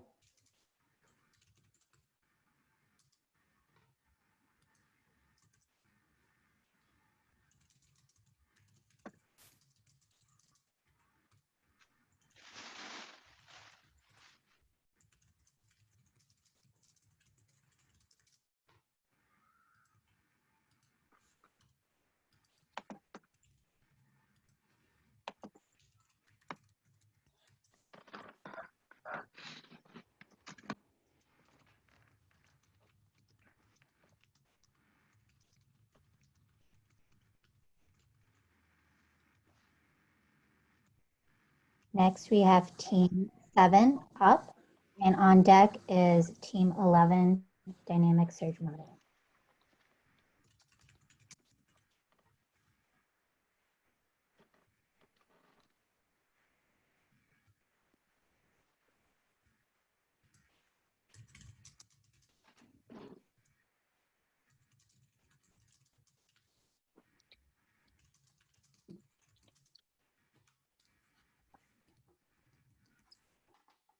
Team 007. Can I go?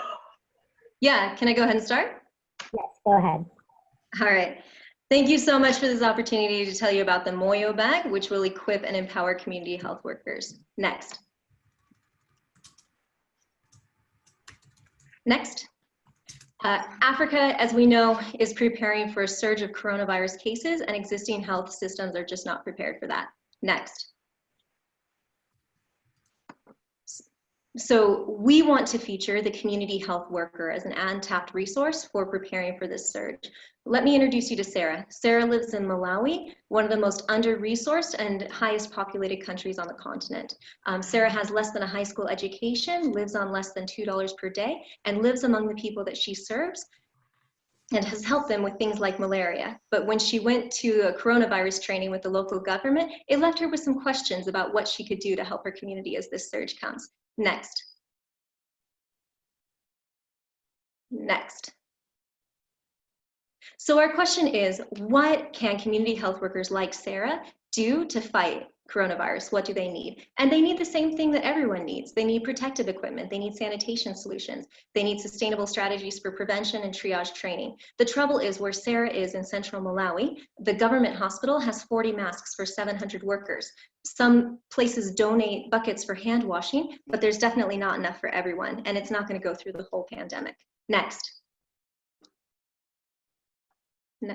So we present to you the Moyo bag. Moyo means heart in Swahili and soul in Chichewa. And the Moyo bag will equip community health workers while promoting community ownership. Next. The first side of the bag is printed with a model for making a locally made mask. Now, Sarah's bag is made out of non-woven polypropylene, which will allow her to have a special filter on her mask that will give her extra protection. She can also teach others to make masks. Next. The other side of the Moyo bag will instruct how to make a hands-free sanitation system. Next. Inside the bag is a triage protocol. So even with Sarah's limited training, she'll be able to see whether someone needs to go to the hospital or can stay home and isolate. And important, at the bottom of the triage protocol are numbers for health providers who can back her up or give her information on rapid responses. Next. She'll also have some stickers that she can place within her community for colorful reminders about hand washing and sanitation. Next. There will be a number of resources inside her bag to give her more information. Next. Including government printed resources so that she can be up to date on what the Ministry of Health is putting out. Next. So when Sarah goes to her training, she'll receive her Moyo bag and be instructed about its contents. She'll also be educated by a clinician about what coronavirus is and what her role can be on triage on the front lines. Back in the village, she'll be able to place stickers at strategic locations. Next. And she'll be able to make her own mask and then wear that mask while going door to door, instructing others how they can make sustainable hand washing stations and masks for themselves. If people need to know whether to go to the hospital, she can help assist them or call someone who can help her. Next. The total cost of the bag is just over $3, and most of that is the imported material for the bag. So there is potential for scaling up or scaling down on cost. Next. But even if each health worker, like the 48 in Sarah's catchment area, go to just 50 houses, then that's going to be less than 10 cents per household directly educated by the bag. But more than those numbers, the real purpose of the Moyo bag is empowering the public and providing a sustainable solution that's going to work throughout the entire pandemic. Next. Thanks, Christina. We're out of time. All right, I'll open up the floor to the judges. Hi. One question: How could you, or how would this be measured as far as the impact? Is there a way, any metrics you can place here to see, how one person might use the bag better than another one, and then make iterations on that? Yeah, so of course the first step metrics is always going to be how many people are educated, how many bags are handed out. There can be follow-up surveys, and healthcare workers in almost every country do meet up on a regular basis and can provide reports of that. So there could be surveys such as, did you cut your bag and then put a patch on it? Did you make masks for others or teach them how to make it? So of course there are a lot of different metrics that could be used, some simple, some not. So quick question about, oh, sorry, go ahead. A quick question about the organizations that train people like Sarah. How consolidated versus segmented are those organizations, and what is your outreach plan to reach as many of them as possible? Yeah, so most healthcare workers are educated by the district governments, but that is limited by funding and by the local hospitals and providers educating them. There are lots of World Vision, World Renew, a lot of NGOs, and sometimes they're giving conflicting messages as well. So I think it would be up to the district level hospital, the district level, to see who's educating in that area. Most health service workers would already know who has been giving them teachings in the last year and could coordinate that way. A quick question on the financial model. How do you fund the making of the bags? Is it a nonprofit? Is it a for-profit, etc.? Yeah, definitely nonprofit. And believe it or not, Africa has had money flooding in saying, if you educate people, we'll give you this much money. And a lot of hospitals don't even know how to begin the community education. So this would be somewhere that they can put that aid money that's coming in for coronavirus. But there is also the potential to just use the information resources, print on black paper, and just distribute in plastic bags to the community. So definite scale up options with thermometers and pulse oximeters, scale down options, making bags for less than 20 cents each.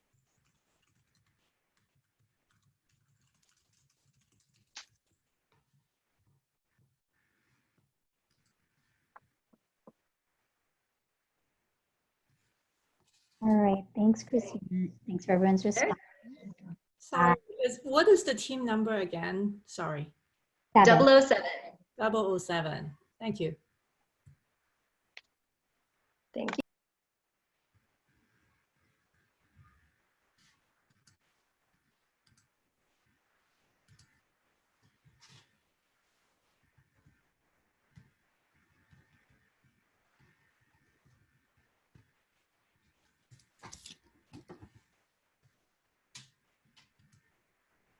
All right, next we have Team 11, Dynamic Search Modeling, and on deck will be Team 8, Indo-Italia.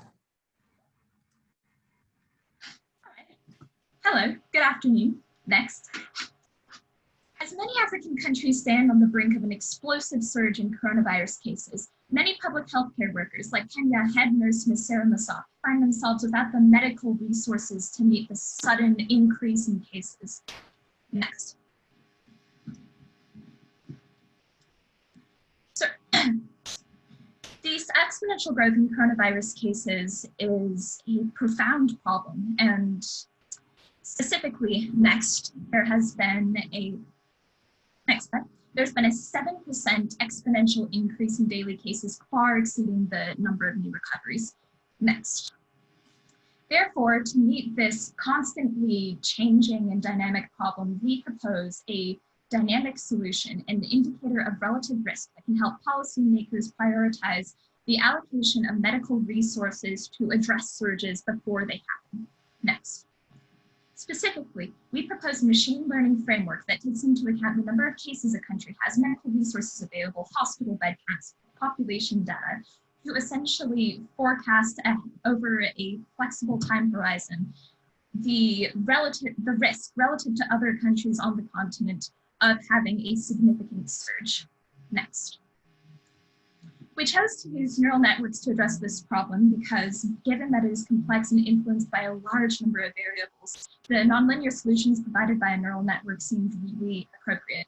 Furthermore, neural networks can really elegantly handle large quantities of data. So we used a recurrent neural network to forecast over some number of days based off of past risk and of a variety of other variables. Next. For instance, this is a map we generated based off of our 4-day prediction from April 28th to May 2nd of relative risk, with higher risk areas being indicated in yellow and orange. Next. And as you can see, this actually compares really favorably with how things actually turned out, with our forecast having 94% accuracy within one risk level. Next. Now, there is some loss in accuracy over a variety of different forecasts. For shorter forecast horizons, you tend to lose information about the system's past states. Next. And for longer forecast horizons, you do tend to, there tends to be obviously some introduced uncertainty, given that this is a very rapidly changing problem. And yet we do see that accuracy still remains well above 50%, making this a really useful early warning tool when considered in the context of other factors. Next. So in sum, our future plans for this predictive model are to incorporate more features such as travel data and more indicators of hospital capacity. And we hope to host this on a website so that it can be utilized by healthcare workers like Ms. Mosop to prevent surges before they occur. Thank you. Thank you. Questions?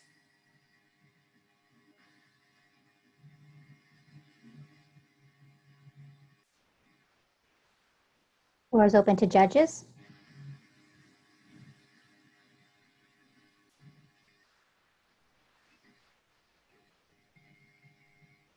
So I'll ask that You go model. first. Okay, thank you. That model, if I understood it correctly, and the validation you showed there seemed to be done on an international, Africa-wide basis. Have you looked at or considered what the predictive accuracy might be in smaller scale populations and more, let's say, within a country or even a region? Thank you. That is a really interesting question. We haven't considered that yet. However, we do have actually really specific high resolution data for specific countries that we want to look at applying. The key thing about this risk index that we've developed is that it's actually relative, meaning it's essentially supposed to be some sort of index for prioritizing which countries are in more need of aid at a certain point in time, given a limited quantity of medical resources. And I think it'd be really interesting to see how that could scale down to a community and even hospital level. Okay, thank you.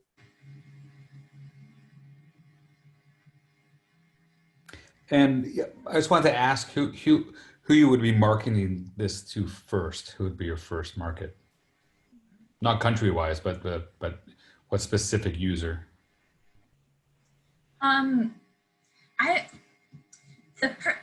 The target audience that I think could really make use of this tool is nonprofit organizations and people pouring money into Africa who essentially want to figure out what regions need to be prioritized in terms of their donations to allay potential surges. And then furthermore, in the future, how do we need to shift those medical resources and donations around as the situation evolves in certain countries which weren't previously at risk suddenly experience outbreaks? Great, thank you.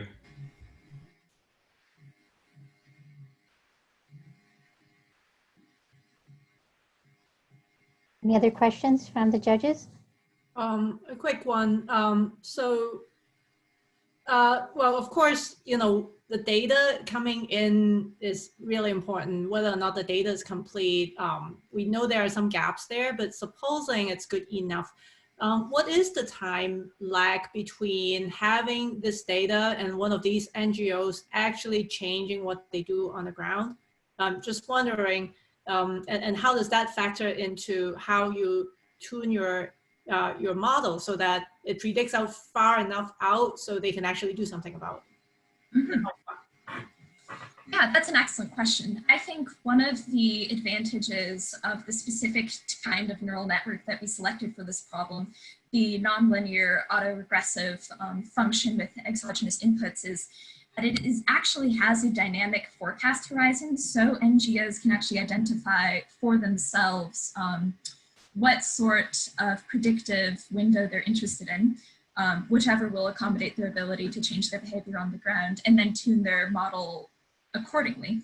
And so essentially there are a range of possible forecast horizons, and the users themselves have the freedom to determine which they want it to be optimized to. I believe that it's the people who would use the tool who know best exactly what they need out of it.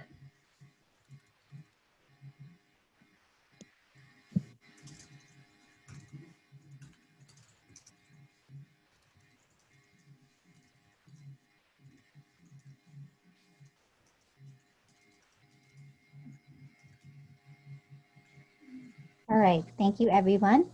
We are going to move on to the next team.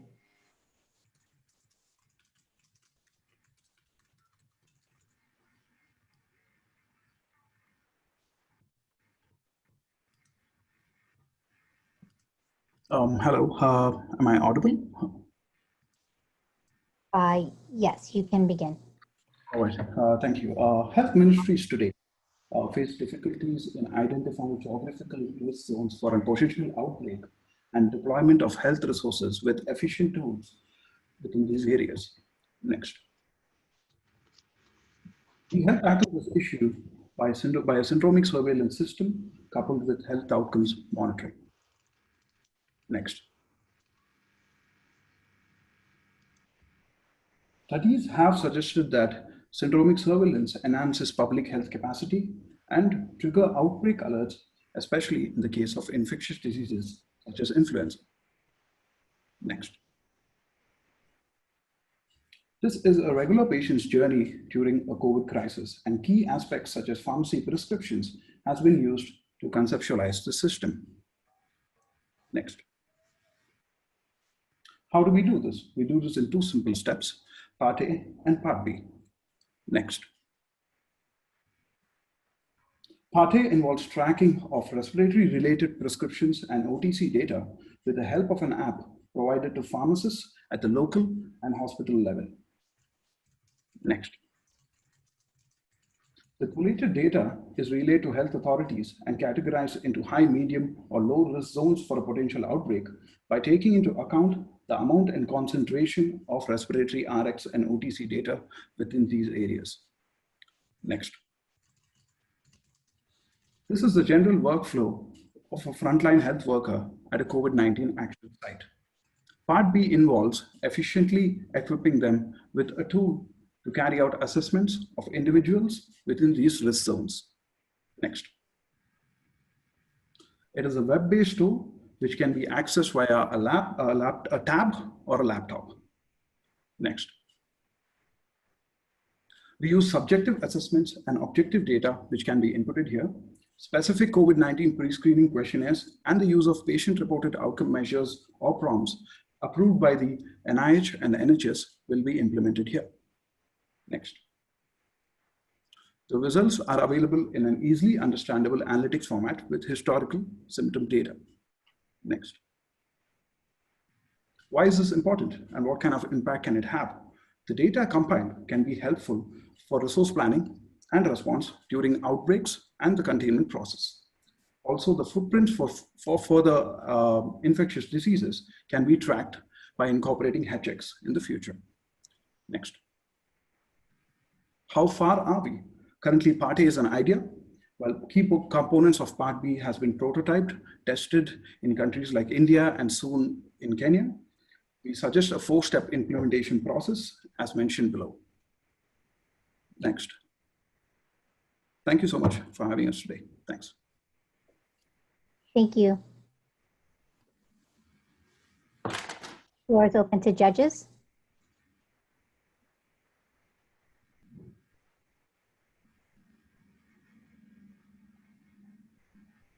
So Roshan, would you mind clarifying again what, there was a really good, customer journey map of how did they discover they had disease or not. Now they go to the pharmacy, they buy the med, and then that is the point where you capture them and have them take out their phone and do a survey. Like, can you describe a little bit what happens in the moment when the patient is at the pharmacy? Patient is at the pharmacy, he buys respiratory related medication, and this is not tracked by the patient, this is tracked by the pharmacy with a simple app and a simple form via the app. So this form contains details of the patient on where he stays, the location via PIN code can be even segregated in terms where there is no PIN code available in terms of area, the name, the number, the age, and the sex. This is relayed to health authorities because in terms of concentration, in terms of areas based on the amount of prescriptions, it actually segregates it into a low or a high risk based on certain thresholds which can be set. So post this, we can even incorporate HX, which is medical history data with the use of EMRs, so that you can actually find out the footprint of a patient from when he's actually bought meds at the pharmacy to an incident where he's been admitted in a hospital in the case of COVID-19. So you can measure the amount of days which has happened, outcomes in terms of symptoms, whether it's progression or in terms of our regression, because sometimes you find COVID patients who actually recover and are then infected again. So to track this kind of data, it can be really helpful, and it's very simple to use because health workers can use it in the form of an app, in the form of a tab. And as well as localize in terms of rural areas where there's no internet available. An offline version can be used in terms of an app or for the pharmacist, or a tab which is provided by the government. Center of excellence centers, which are in close proximity urban areas, can be used to set up teams for regular follow-up with this pharmacist, so that efficient deployment of health resources can happen to these areas. Thank you.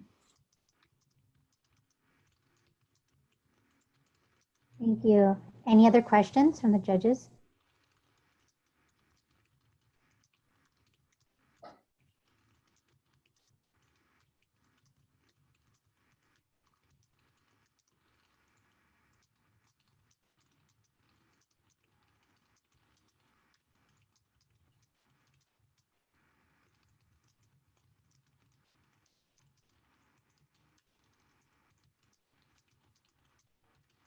All right. Since we don't have any more questions from the judges, we will move forward. Thank you. Thank you so much. Thank you, everybody.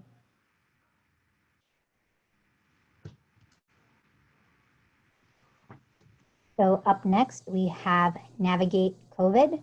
And on deck, we have Team B40 COVID Containment.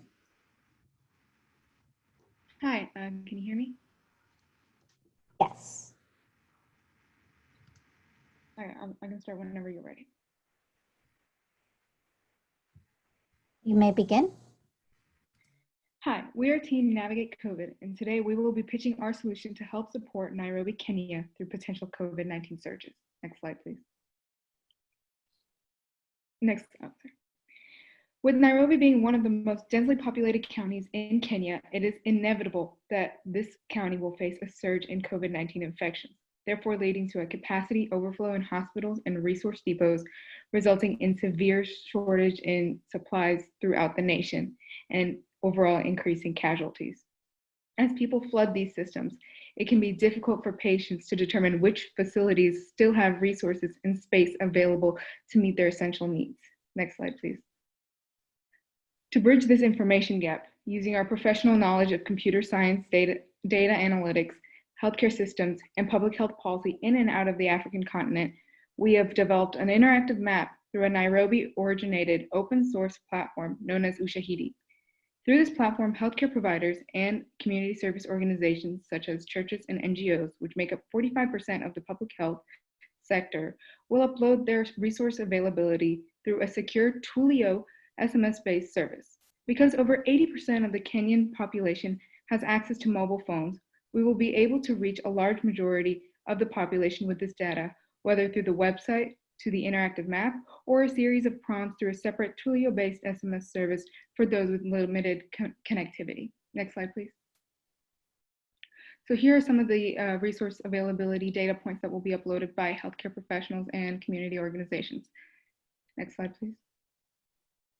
And here we have a demonstration of our SMS service that we plan to use for healthcare workers to upload data to the interface and for patients to view that information.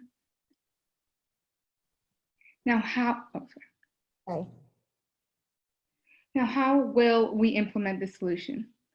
We plan to partner with large telecom companies in Kenya, known as Safaricom and Airtel, to get free access to health to the majority of the population, while also offering insurance benefits to providers so that they are more inclined to help out. And this will lead to greater community involvement by leaders and to help with to be used as a tool to allocate resources, while also preventing surges at specific hotspots, as patients will be more aware of the resources that are available around them.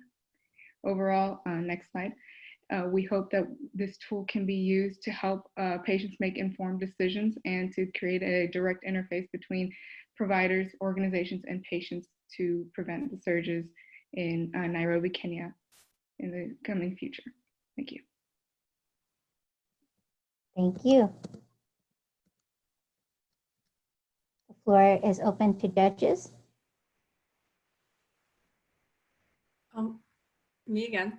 So would you mind summarizing the stakeholders, like all the different types of organizations and the people inside it who need to kind of sign on to this so that the data actually is put in from the healthcare worker standpoint? Right. So in order to start off to get the information, we would have these telecom companies and the Kenyan ministry to start out in Nairobi to push healthcare providers through, again, incentive purposes as well, to put them to upload data points to the interface through the SMS service so that they have easy access. They don't have to go through a separate channel and use internet service. All they need is SMS services to upload data points to the interface. And so with that, with having the healthcare workers such as clinicians and pharmacists, as well as community organizations such as churches and NGOs who have the food supplies, the PPE supplies, if all of these organizations are uploading data points that can be seen on the interface, then patients as users would then be able to see what resources are available around them and where they can go so that they can prevent overcrowding in one location that no longer has the services they need. So this may be kind of a follow-up to the first question, but can you comment on, for the obviously very overworked healthcare workers who you're describing here, what would you say is their incentive on a day-to-day basis as they're dealing with everything else to prioritize entering the data into this system? So that's exactly why we have these incentive programs. As we saw with the Ebola outbreak, a lot of physicians, in order to treat patients, requested that they be provided job promotions or given insurance. So I believe that giving these incentives will help promote healthcare workers and NGOs to further report this data. And additionally, one of our future goals is that we would involve third-party volunteer organizations such as digital volunteers to help validate, to make sure that the information that the public is receiving is accurate. So would this be like a Glassdoor.com for equipment where multiple people from one organization might be entering the same information? Because the outreach is via the consumer, via a telecom, right? And not top down. I'm sorry, could you repeat that last part? So if you're reaching the healthcare workers, of which there are hundreds or thousands per each hospital, or several tens of people in the pharmacy, you might get the same data twice or 5 times. Is that how you envision it to work, or do you envision acquiring a hospital and then assigning someone in the hospital to do the data entry? Yes, and one of our team members, Alex Connery, will be able to elucidate more on that subject.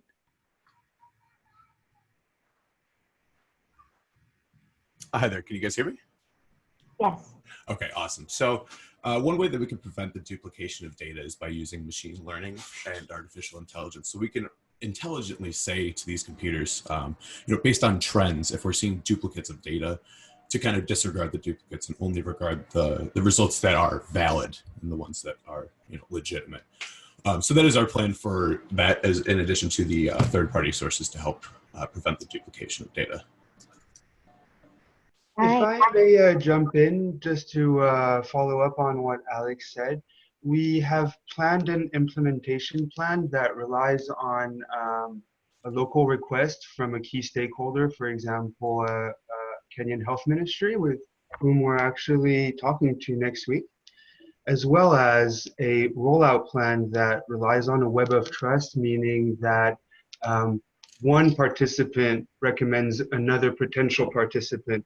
And in that way, we would avoid having multiple people from the same location reporting the same data, as well as remove the incentive for one person to over-report. Thank you for clarifying that. Thank you for your time. We will move on to the next team. Thank you, Navigate COVID.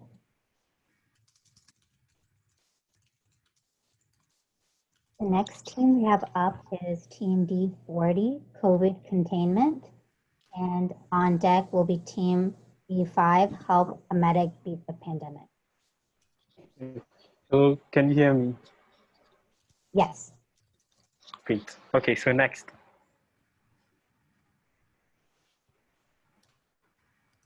Your COVID containment and made of Lambert and Vettel. Next. Next. Great. So meet Adjoa and Kwame. They work in the heart of Accra. They work at a hotel in the heart of, no, please. They work at the heart of a hotel in Accra. A few days ago, they heard they were exposed to someone with COVID-19. So what's going to happen is a medical officer is going to come and ask them questions. But we know how fallible as humans our memories are. So tech companies have decided to step in the gap and help track our mobile phones so that we can get data on contacts we've met over time. But this would be an ideal solution for someone like Adjoa, who lives on the outskirts of Accra. But for someone like Kwame, who lives in a poorly resourced village of 3,000 people over 50 kilometers away from Accra, a village with no network coverage and low mobile phone usage, tracking is not workable. Next. Okay, a disease like COVID-19, which is highly infectious with neither a vaccine nor a highly effective cure. Their strategic approach should focus on containment and prevention. Next. And ideally, to achieve this, a total lockdown is needed. Ghana tried this, but it lasted for only 2 weeks. At the heart of the problems they experienced during the lockdown was poverty. So our problem we're looking at is lockdowns and traditional contact tracing are ineffective in resource limiting areas. Next. So this solution. Next.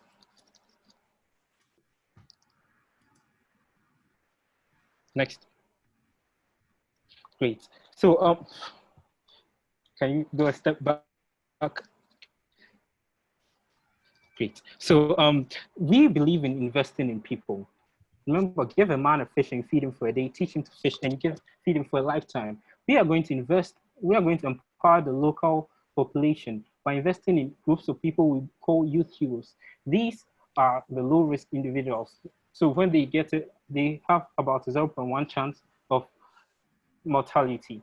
We are going to equip them with PPEs so that they can act as the economic lifelines for communities, and they are going to serve as conduits, bringing essential medical supplies back to their villages. We are going to train them with educational kits so that they can pass this information in a language and community-specific way.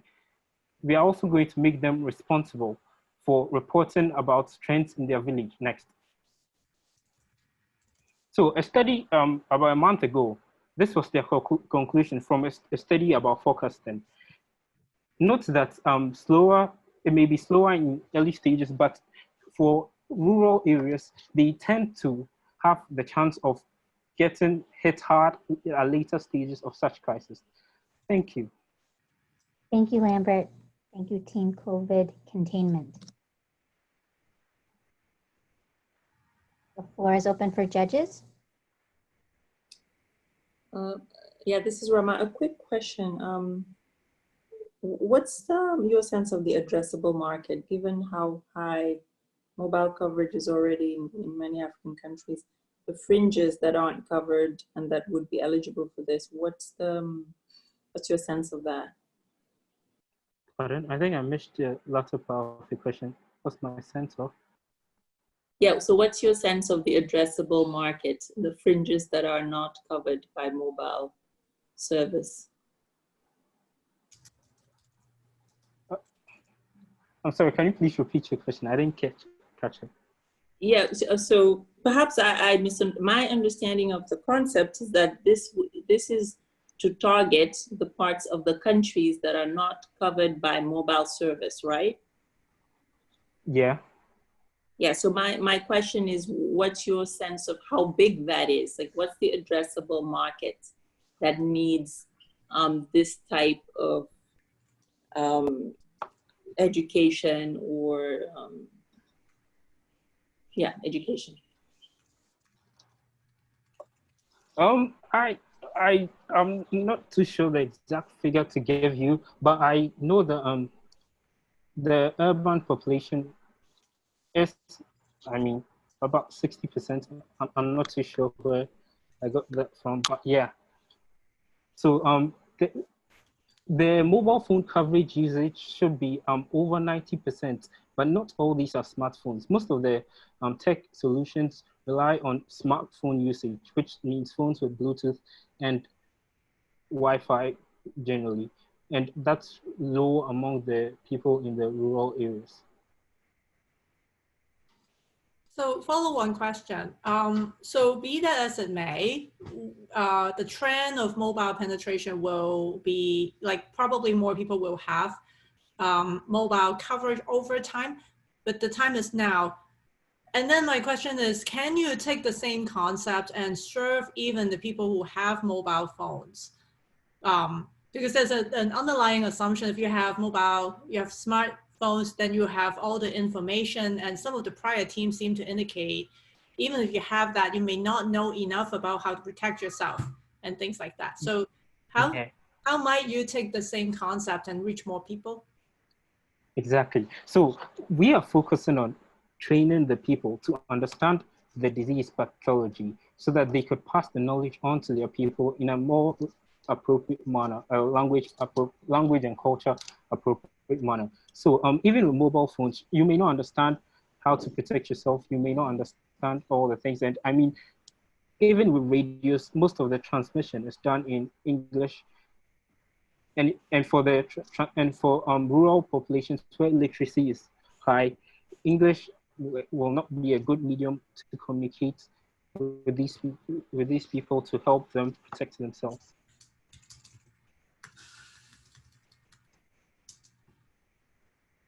So our focus is on people training, actually. All right, great.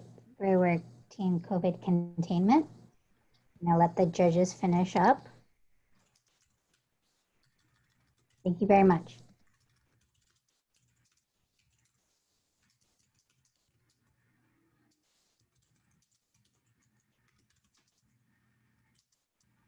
Hello, can you hear me? Yes, so now up we have Team B5, Team Help Medic Beat the Pandemic, and they will go, and then there's one more team that we skipped over that I see in the room. So if you want to prepare, I'm going to call on Team 45 after this. Okay, I've got a couple fast moving slides, so they'll be next. Okay. Okay, ready? Just one moment. Okay. Yes, ready. A COVID-19 surge is catastrophic for underprepared communities. Next. Lacking education, preventive measures, PPEs, and with overcrowding, the virus will aggressively spread, eventually overwhelming the healthcare infrastructure of Nigeria. Nigeria's 5 climate zones and diverse industrial agricultural economy challenge us to innovate on behalf of a community planner who we imagine to have internet connectivity and the ability to assemble a task force of church, school, business, tribal, and other community leaders to develop and implement a plan of action to mitigate the spread. Next. Using our product, the task force collaborates with medical professionals to create data-driven targeted plan. Our users will participate in all 3 action phases: community preparation, personal protection, and protecting your community. Next. Early detection is key, and our innovation is to define 3 factors that drive protocols: risk, likelihood of infection, vulnerability, likelihood of future infection, and susceptibility, likelihood infection leads to serious conditions. The task force will create culturally unique surveys and protocols, as well as taking preventive steps to reduce healthcare overload by pre-registration and enlisting able bodies to provide non-emergency services. Next. Our innovation is to classify individuals, tagging urgent status, explaining immediate protocols, of course delivered in appropriate format, and providing resources for assuring compliance.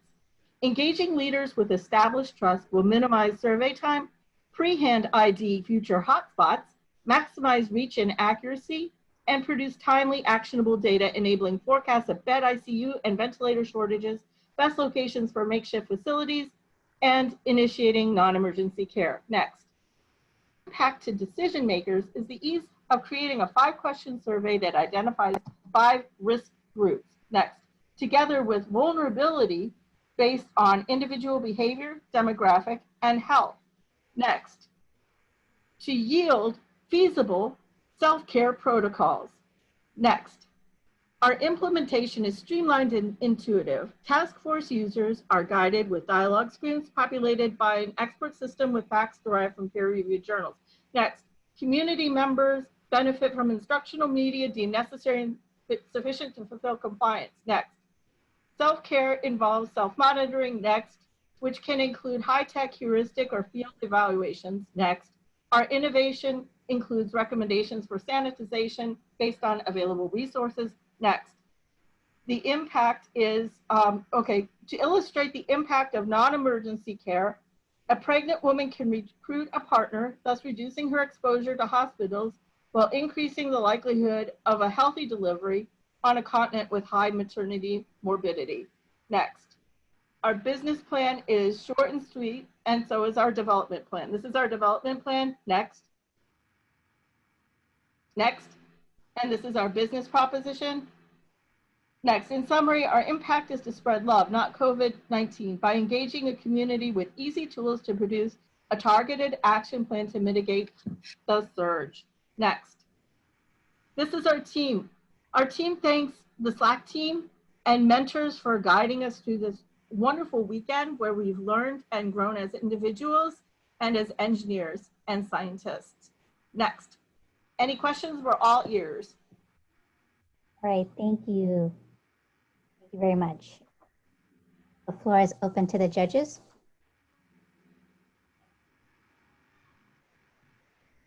Did I make the time? Yes.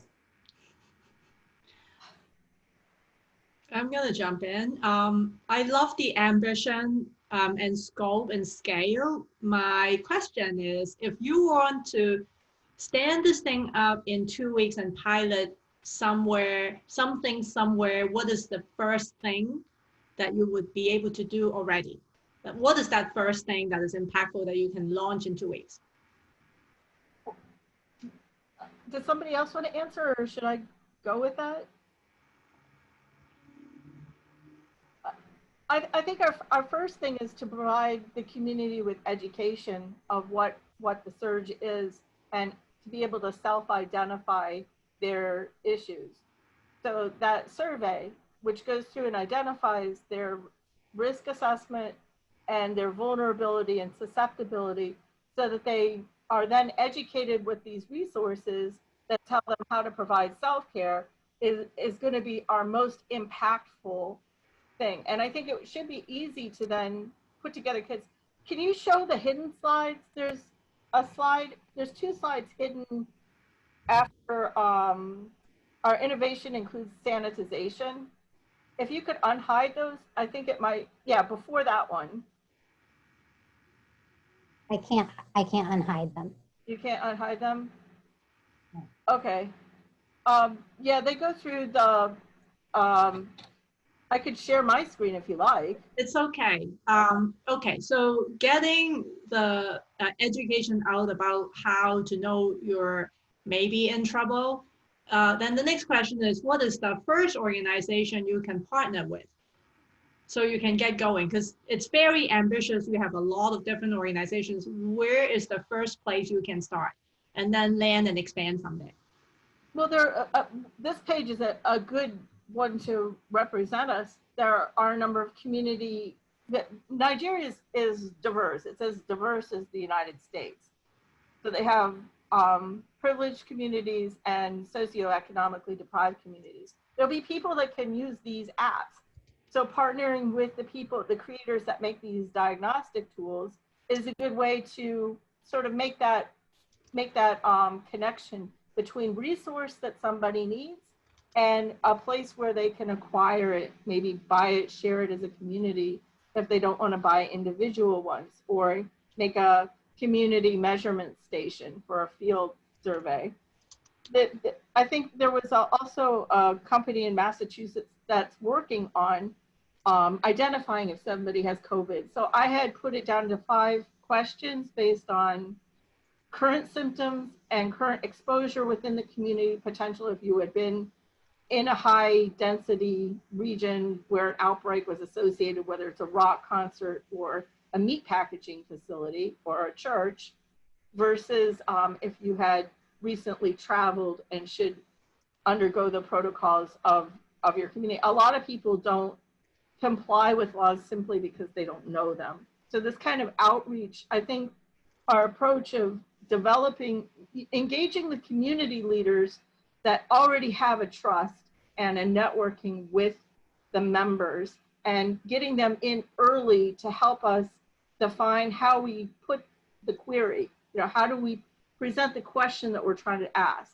So instead of them taking a form that we've pre-prepared that says, were you in the past 14 days in a high density region, they could say, oh, okay, wait a minute, there's only 4 things where they could have been. We can ask them about those 4 and not have to explain what high density is and all this other stuff to get our information. So I think those are the things that will make this a success.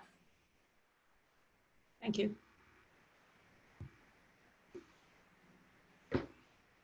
Thank you. Any other questions? Yeah, I wanted to talk about our targeted sanitizers. We had concepts for using, so if you're in a place where you have no electricity and no water, we have a solution for you to sanitize based on sunshine and ultraviolet sensitive beads that they make for kids to, when they're swimming, know if they've had too much sun. So those could be like the marker to tell you if you've had enough sun to sanitize. And we had ideas for a polypropylene bag that they would learn how many days to leave something in so that time has sanitized it. But then for others that might have some more resources, we came up with a 9-volt battery that you can make with a supercapacitor, and you can recharge that with your wind or waves, a stream, or with a bicycle, and use that with kosher salt and vinegar and water to make hypochlorous acid, which is non-toxic, breaks down to salt. It's a disinfectant for a while, as opposed to using, if you don't have sanitation, if you don't have sewerage, you really shouldn't use those brand products because you'd be introducing toxics into your environment. You don't want to do that. So those are the kind of things that we would educate people on, is how to do sanitization, how to use a disinfectant properly, how to make sure that you're following good hygiene in your protocol that's given to you. Okay, great. Thanks for clarifying that. We will move on to the next group. There was one group we skipped over. They weren't in the room. Are you in the room now?